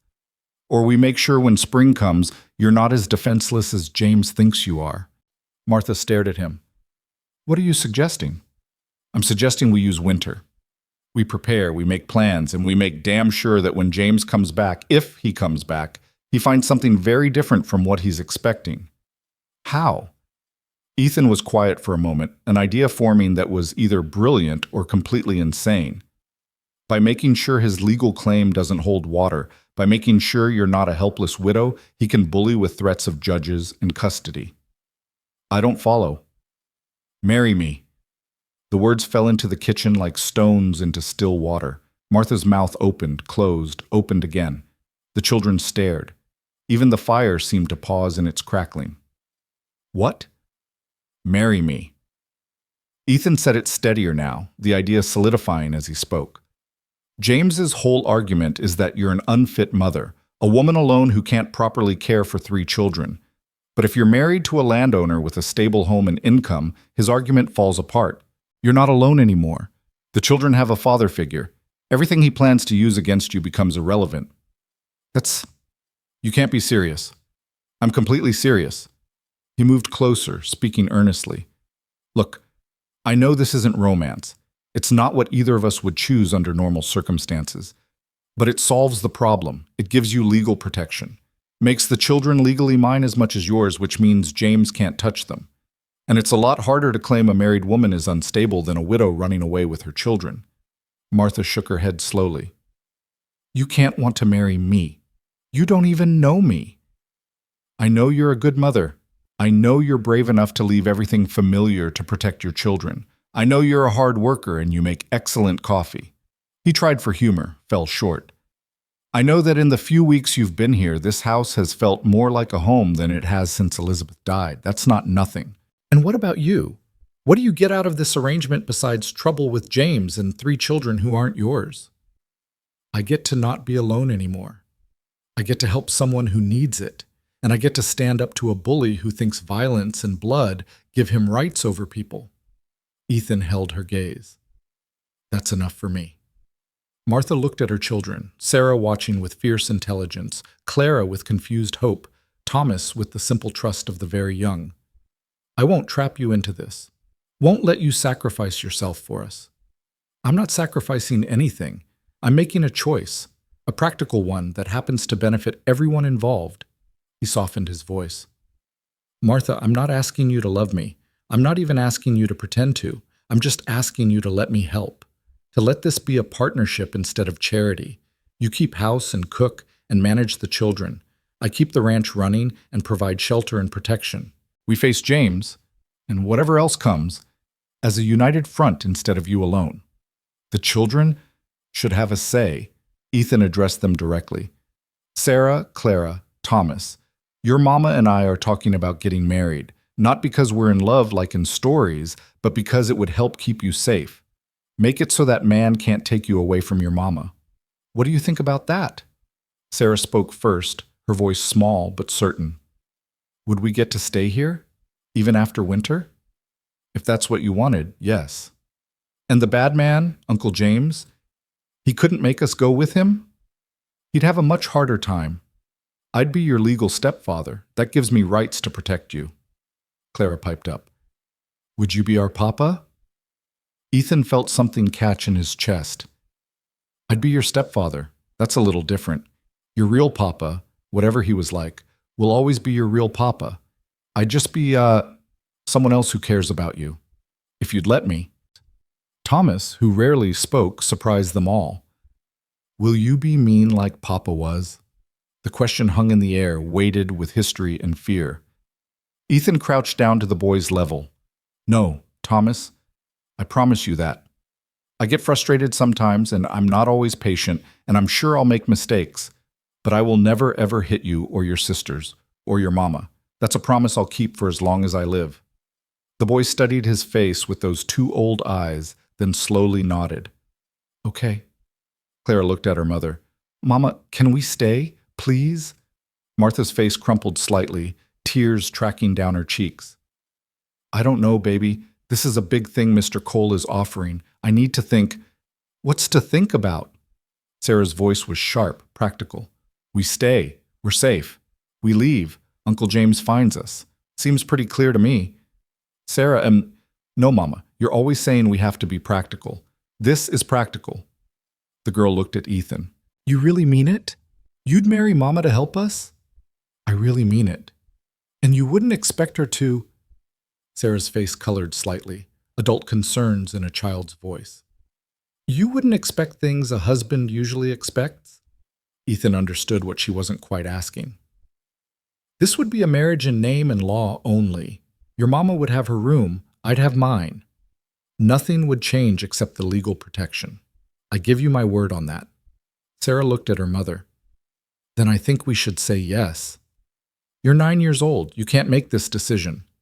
But you can, and you're going to say no because you think it's too much to ask, or because you're afraid of owing someone, or because you think we're not worth the trouble. Sarah's voice broke slightly. But we are worth it, Mama. You're worth it. And if Mr. Cole is offering help, maybe we should take it instead of being proud and ending up back where we started. Martha stared at her eldest daughter, surprise and something like pride warring in her expression. Then she looked at Ethan, really looked at him, searching for something in his face. Why are you really doing this? Tell me the truth. Ethan thought about that, about the real reasons under the practical ones. Because I'm tired of being half alive. Because you and your children reminded me what it feels like to be needed.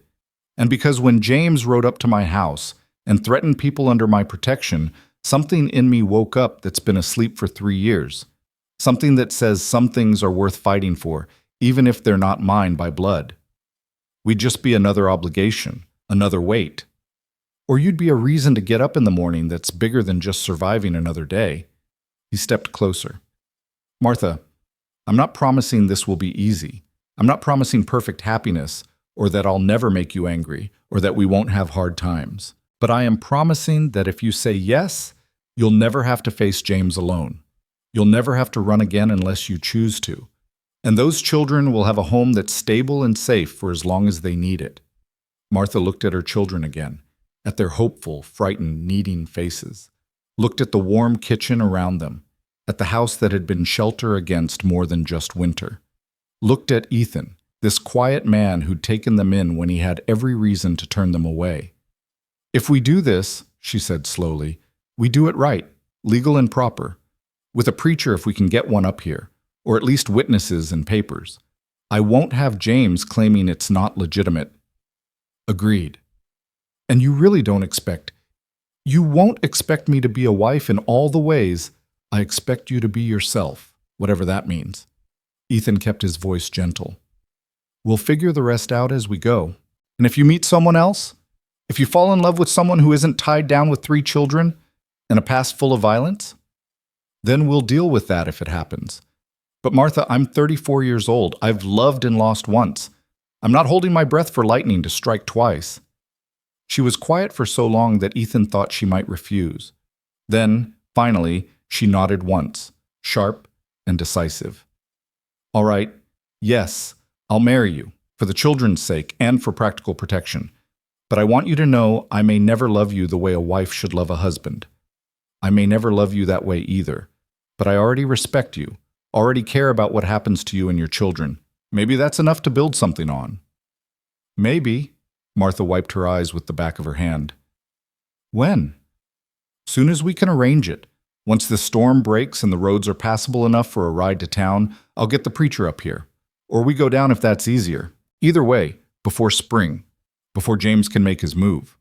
Sarah stepped forward suddenly, looking between them with those 2 serious eyes. Thank you, Mr. Cole, for helping us, for giving us a chance. You can call me Ethan now, or Pa, if you're comfortable with that. Whatever feels right. The girl considered this, then nodded. Ethan, then. For now. Clara and Thomas moved closer, too, and suddenly Ethan found himself surrounded by 3 small people who smelled of soap and childhood and hope. Martha watched from across the kitchen, her expression complex and unreadable. "I'll hold you to those promises," she said quietly. "About not hitting, about keeping us safe, about being better than the men I've known." "Good. Hold me to them, and if I ever break them, you have my permission to take that rifle and run as far and fast as you need to." Something that might have been the ghost of a real smile touched Martha's mouth. "Deal." That night, after the children were asleep, Ethan and Martha sat at the kitchen table working out the practical details of their arrangement. Money and property rights, and how they'd manage the household. It was businesslike, almost formal, two people negotiating terms of a contract rather than planning a life together. But somewhere in the middle of discussing crop rotation and livestock management, Martha's hand found his across the table. She didn't say anything, just let her fingers rest against his for a moment. A brief connection, an acknowledgement of trust given and received. Then she pulled away, stood, and went to her room without looking back. But that one touch said more than words could have. Said she was willing to try. Said she believed him, at least enough to take this leap. Said that maybe, just maybe, they could build something real from this practical arrangement. Ethan sat in the darkness long after she'd gone, listening to the house breathe around him.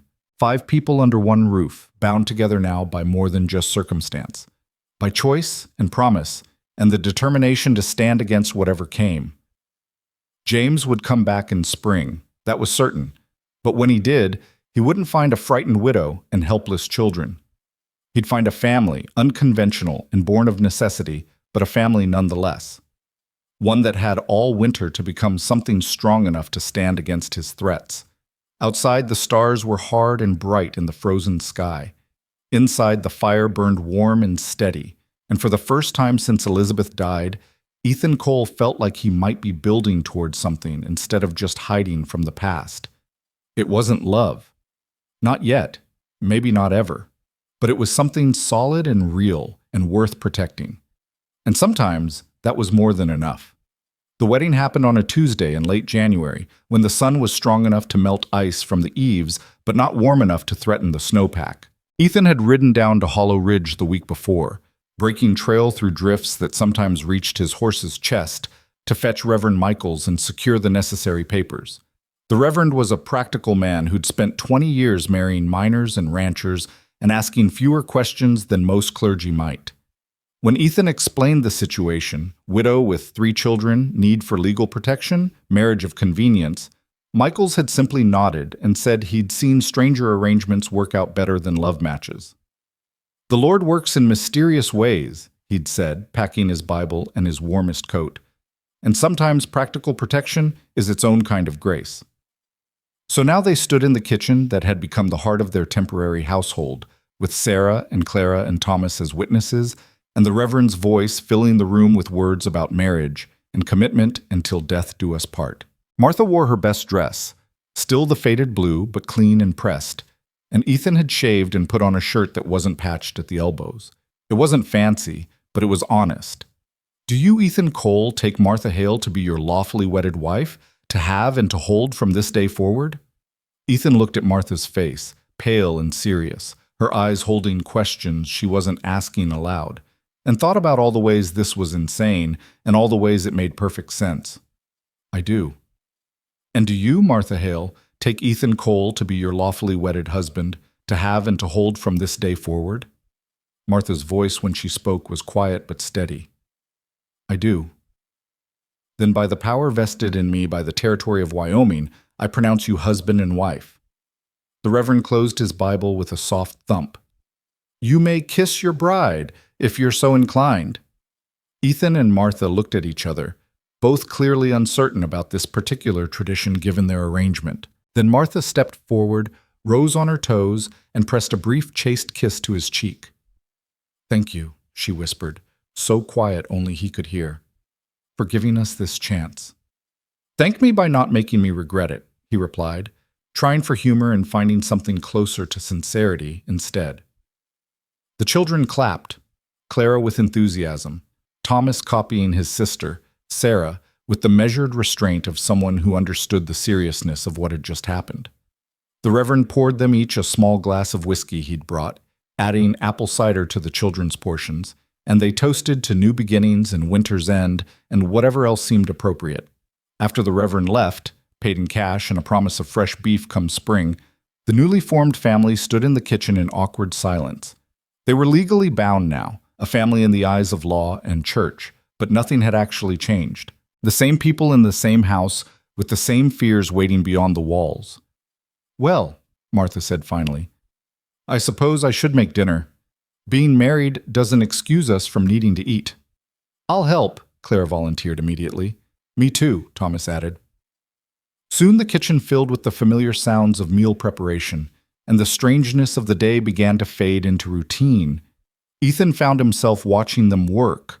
Martha's efficient movements, Clara's careful concentration, Thomas's 4-year-old attempts to help that were more hindrance than aid, and felt something settle in his chest that might have been contentment. Sarah joined him by the window, looking out at the snow-covered world beyond. "Are you scared?" she asked quietly. "Of Uncle James coming back?" "Little bit," Ethan admitted. "But mostly I'm just determined. There's a difference. What if he brings the law? What if he has papers that say he has rights to us? Then we show them our papers. Show them you have a home and a mother and now a stepfather who can provide for you. Show them you're safe and cared for and want to stay." He looked down at her serious face. "Law's supposed to protect children, Sarah, not put them in harm's way. If James comes with papers, we'll fight with papers of our own, but we'll fight. And if that doesn't work, then we'll figure something else out. That's what families do. They solve problems together." Sarah studied him for a long moment, then nodded. "I'm glad Mama married you, even if it's just pretend." "It's not pretend. It's just different from what marriages usually are." Ethan touched her shoulder briefly. "And for what it's worth, I'm glad too. You're good kids. Worth protecting." The girl's eyes filled with tears. She blinked back fiercely. "Our papa never said things like that." "Then your papa was a fool." They ate dinner as a family for the first time as actual family, legally bound now, not just circumstance. The conversation was careful, everyone feeling their way through this new dynamic, but it was there, real and tentative and somehow right. That night, Martha knocked on Ethan's door after the children were asleep. He'd moved back upstairs after the wedding, giving the family their space, but now she stood in his doorway looking uncertain. "Can we talk?" "Of course." He gestured to the chair by the window. "Everything all right?" "I wanted to make sure we're clear on expectations, now that we're actually married." Martha sat, her hands folded in her lap. "You said this was in name only, but I need to know you meant it, that you won't change your mind once the papers are signed, and I'm legally yours." "Martha, you're not mine. That's not how I see this." Ethan leaned against the dresser. "The marriage gives you legal protection and gives me the right to defend you and the children. That's all. Your room is yours. Your choices are yours. Nothing changes except what we show the world. And if people talk, if they assume things about our marriage that aren't true, let them assume. What happens in this house is our business, not theirs." She nodded slowly, some tension easing from her shoulders. "I know I'm not what you would have chosen. If circumstances were different, if this was a real marriage. Circumstances are never what we'd choose. We just deal with what we get." He moved to sit in the other chair. "For what it's worth, if I had to choose someone to face down winter and threats and uncertainty with, I'd choose someone exactly like you. Practical, brave, good with children, makes excellent coffee. That's a pretty solid foundation." Martha's mouth quirked in something almost like a smile. "You have low standards if good coffee rates that high. You've clearly never had my coffee. Good coffee is a gift from above." She actually laughed at that, brief and surprised. Then her expression sobered. "When spring comes, when James comes back, it's going to get ugly. You know that, right? He won't just accept defeat. He'll fight and scheme and do whatever he can to take us. Then we'll fight harder, scheme better, and make damn sure he understands that some battles aren't worth winning." Ethan held her gaze. "I meant what I said, Martha. Those children are under my protection now, legally and otherwise. James will have to go through me to get to them, and I promise you I won't make it easy. You could get hurt. He's dangerous when he doesn't get what he wants. So am I. He just doesn't know it yet." Martha studied his face, seeing something there that made her nod. All right, then we prepare. We make sure when he comes, we're ready. Exactly. She stood to leave, then paused at the door. Ethan, thank you for all of this. For not being the kind of man who'd take advantage. For being someone we can trust. Plus, thank you for letting me be part of something bigger than just surviving alone. After she left, Ethan sat in the darkness of his room, thinking about the day, about the strange family he'd acquired, about the threat waiting somewhere beyond the snow. He should feel trapped. Instead, he felt purposeful in a way he hadn't since Elizabeth died. The weeks that followed fell into new patterns. Martha and Ethan moved through the house like partners in a careful dance, negotiating space and routine and the 1,000 small adjustments that came with legal binding. The children grew more confident, their laughter coming easier, their movements less cautious.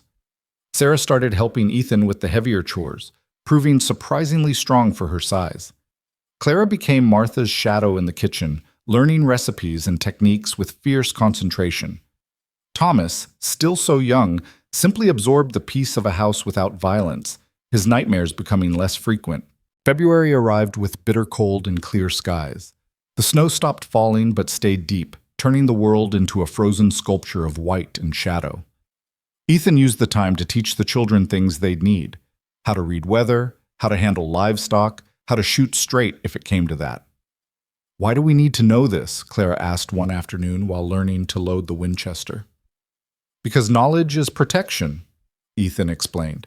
The more you know how to do, the less you need to depend on anyone else. And if something happens, if I'm not here or your mama needs help, you need to be able to take care of yourselves. Is something going to happen? I hope not. But hoping isn't planning. We plan for the worst and hope for the best. Martha watched these lessons with mixed emotions: pride that her children were learning valuable skills, fear that they needed to learn them at all, but she never interfered, trusting Ethan to know what was necessary. One evening in late February, as they sat by the fire after the children had gone to bed, Martha asked the question that had clearly been bothering her. What if we're wrong? What if James doesn't come back? What if he decided we're not worth the effort? Do you believe that? She was quiet for a moment. No, James doesn't give up. If anything, our getting married probably made him more determined, made it personal instead of just about blood rights. Then we keep preparing. Better to be ready for nothing than unprepared for something. And after we deal with James, assuming we can deal with him, what then? Do we just keep living this strange arrangement, married but not married, a family built on necessity instead of love? Ethan considered the question carefully. I don't know. Maybe we figure it out as we go. Maybe this arrangement becomes real in ways we didn't expect. Maybe we stay exactly as we are, partners in protection. Does it matter right now? I suppose not. Martha stared into the fire.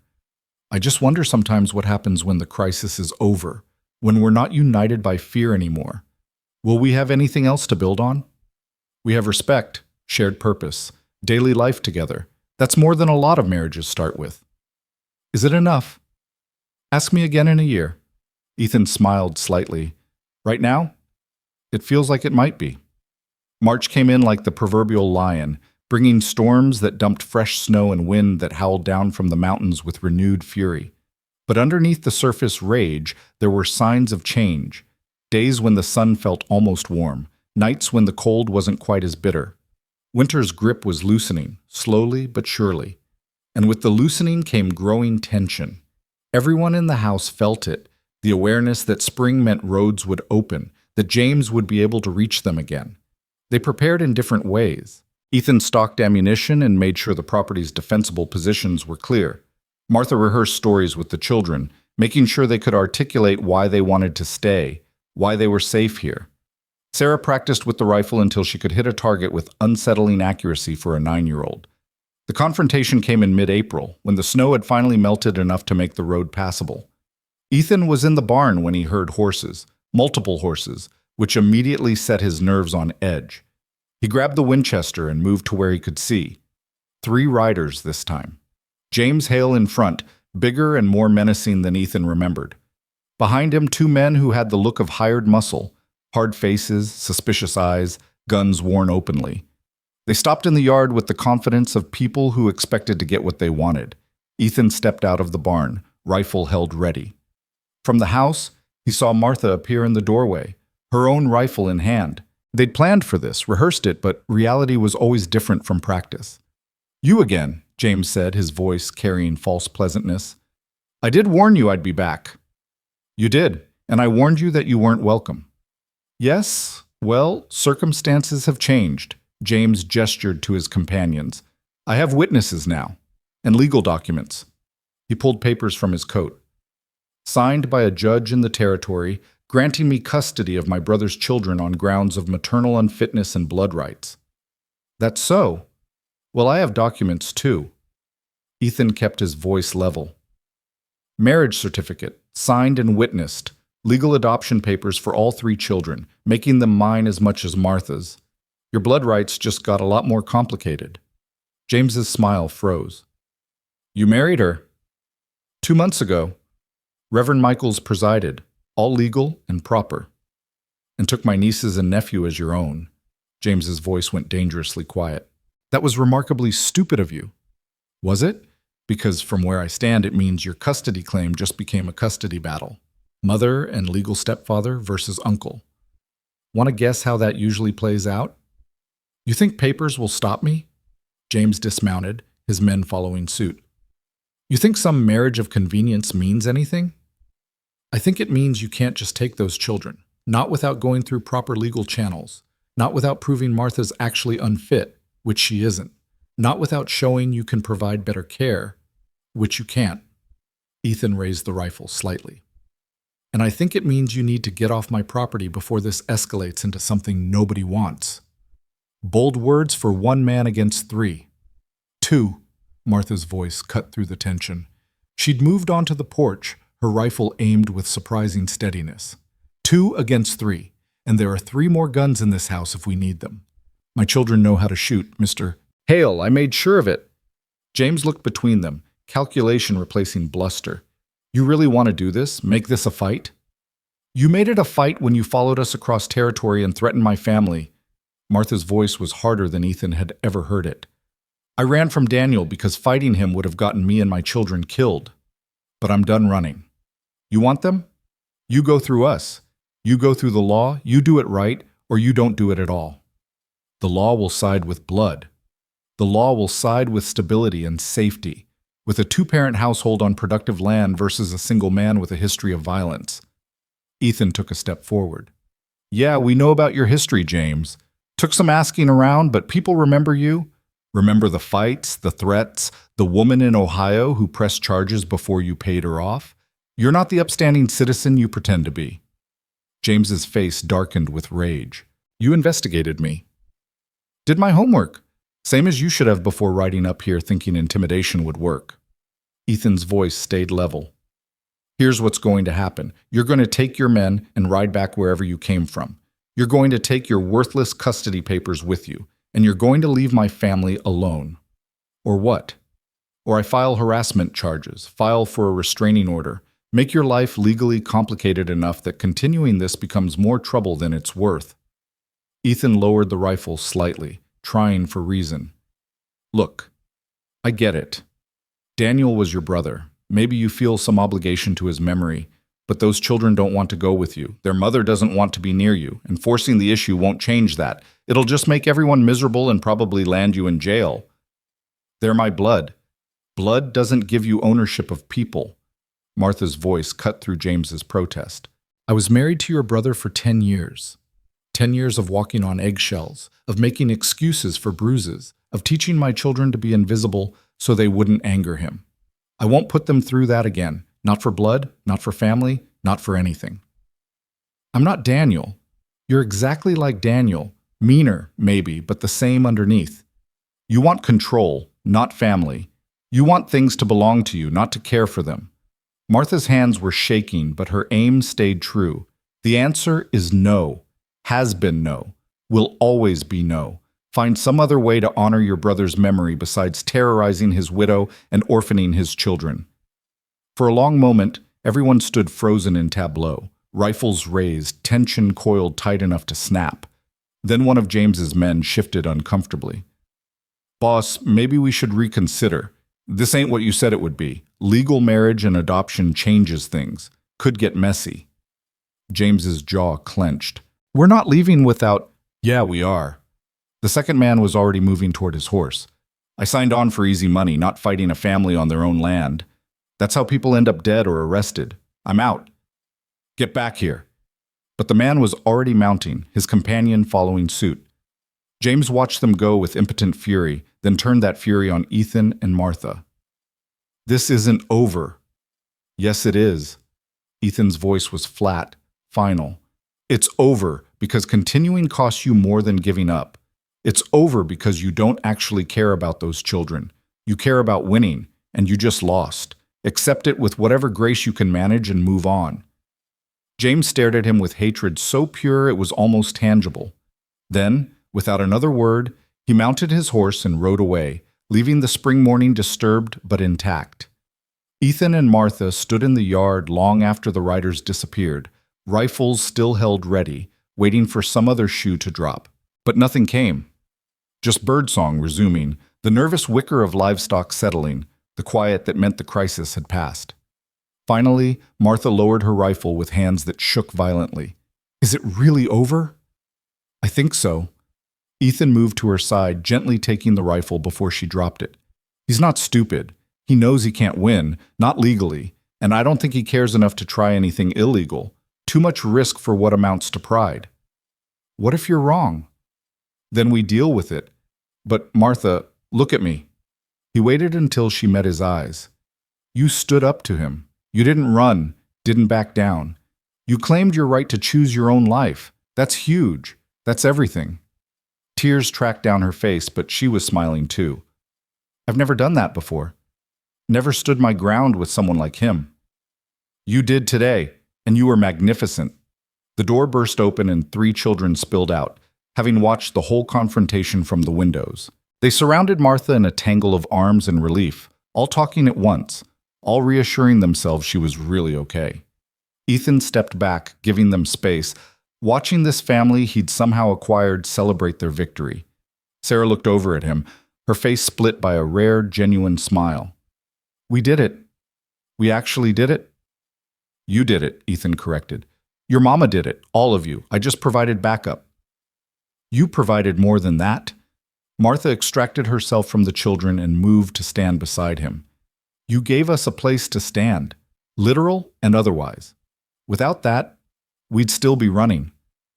Without you, I'd still be hiding. So we're even."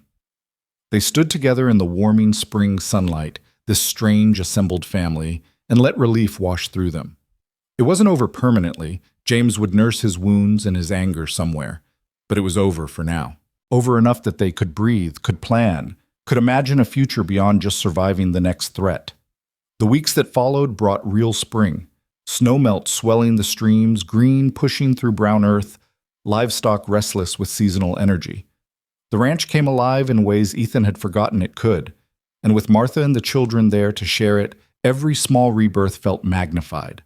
Clara discovered the first wildflowers and brought them to her mother with joy that made Martha's eyes water. Thomas learned to collect eggs without breaking any, a triumph that earned genuine praise from everyone. Sarah helped Ethan with the spring planting, her questions about crop rotation and soil quality, showing a mind that would have been wasted in a household focused only on obedience. And Martha began to relax in ways Ethan hadn't seen before. The constant tension she carried eased. Her movements became less guarded.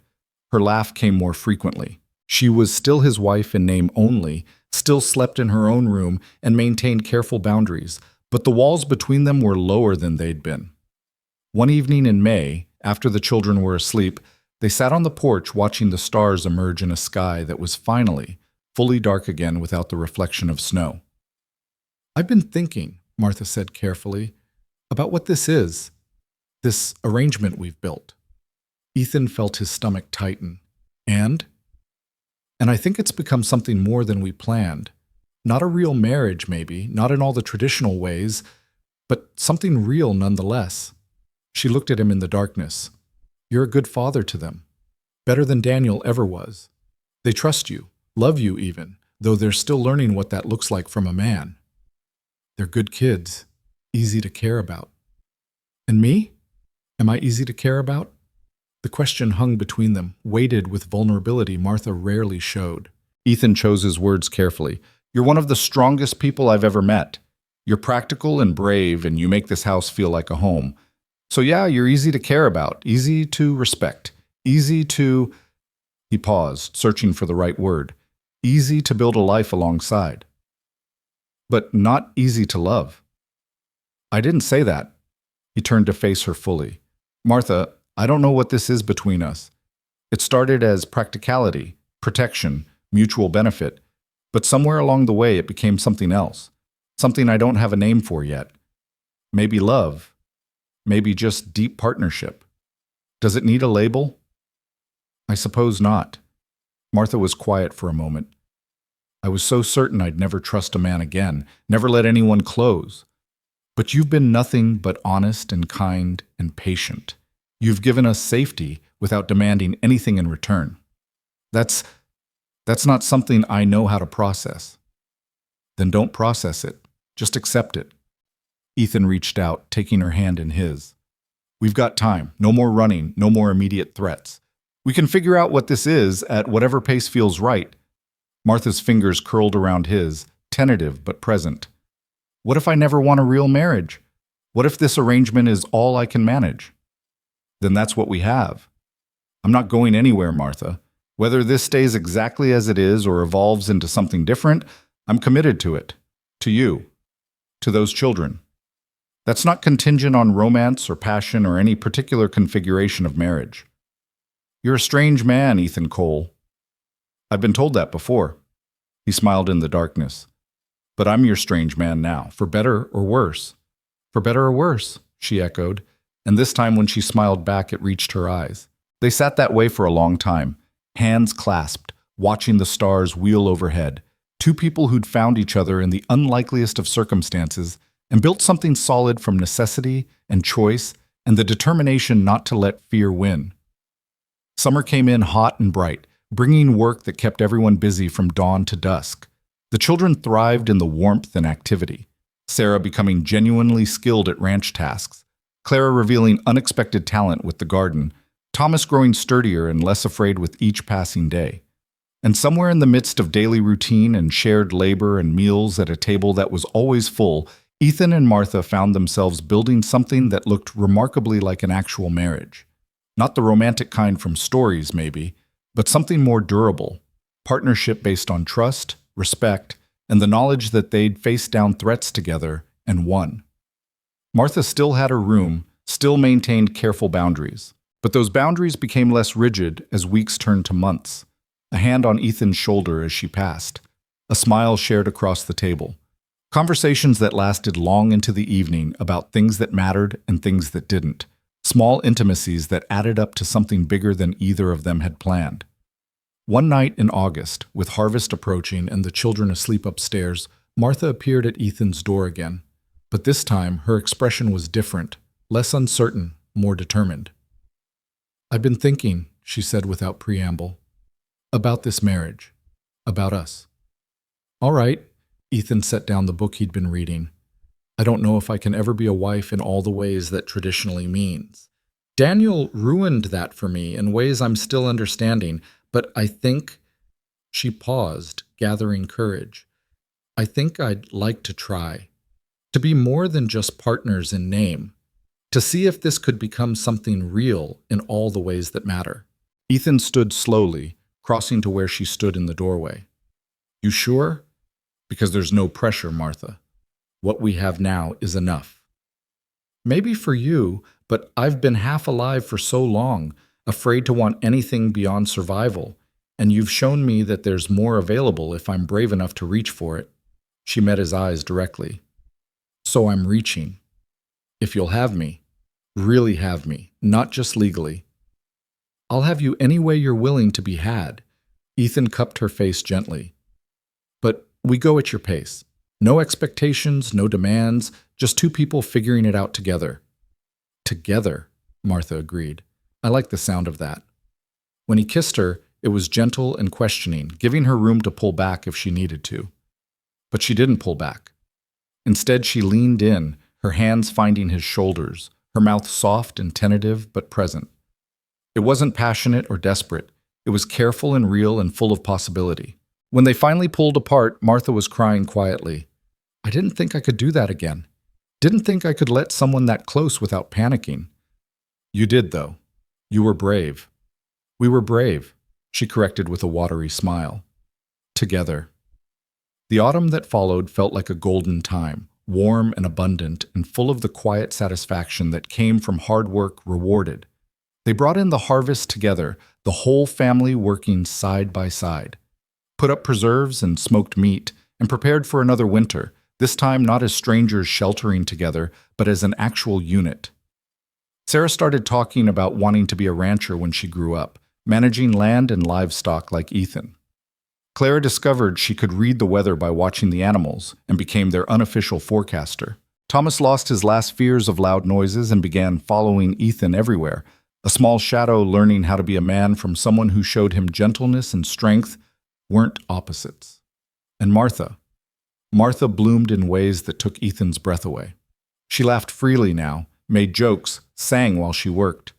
The hard edges fear had carved into her softened without disappearing, leaving someone who was both strong and open, scarred but healing. They never did consummate their marriage in the traditional sense. The intimacy Martha could manage and that Ethan needed turned out to be simpler and more profound. Sitting together in comfortable silence, working side by side on shared projects, raising 3 children who needed them both, building a life that mattered from the raw materials of necessity and choice. When the first snow fell in November, a year and a week after Martha and the children had first arrived, the whole family stood on the porch watching the white descend. Another winter? Sarah observed. You think it'll be as hard as last year? No, Ethan said with certainty. Last year we were strangers learning to trust each other. This year we're family. That makes everything easier. Even if Uncle James comes back? He won't. Martha's voice was firm. And if he does, we'll deal with it the same way we did before. Together. Thomas tugged on Ethan's hand. Pa, will you read us stories tonight? The one about the bear again? Ethan felt his throat tighten at the casual use of pa, the first time Thomas had used it without prompting or uncertainty. He looked at Martha, saw tears in her eyes that matched his own. Yeah, buddy, I'll read you stories, same as every night. Good. Thomas leaned against his leg with the total trust of the very young. I like when you read. Your voice makes the scary parts not so scary. They went inside together as the snow fell heavier, closing the door on the cold and gathering around the stove like they had countless times before. Ethan read while the children listened and Martha mended by lamplight, and everything felt exactly as it should be. This wasn't the life Ethan had imagined when he'd posted that crooked notice for a cook. It was messier, more complicated, far more challenging. But it was also richer, fuller, more meaningful than anything he could have planned. Winter had brought him Martha and 3 children who needed shelter. He'd offered them warmth and protection without expecting anything in return. And somehow, in the mathematics of generosity and necessity, they'd all found something none of them had been looking for. A family built not on blood or romance, but on choice, trust, and the determination to face whatever came together. Outside, the snow fell thick and steady, burying the world in white. But inside Hollow Ridge Ranch, a fire burned warm, and 5 people sat safe and content, bound together by something stronger than any storm. They'd all been broken in their own ways, by loss, by violence, by fear. But they'd found each other in the depths of winter and built something whole from their collective pieces. Not perfect, not traditional, but real and solid, and worth every risk they'd taken to protect it. And as Ethan read about bears and heroes and the triumph of courage over fear, he understood with complete certainty that he'd never be alone again. Not in the ways that mattered, not with Martha's steady presence beside him, her hand resting lightly on his shoulder, not with 3 children who called this place home, and him something very close to father. Winter could come and go, seasons could change, years could pass, but this family forged in crisis and tempered by choice, would endure. And that was more than enough. That was everything.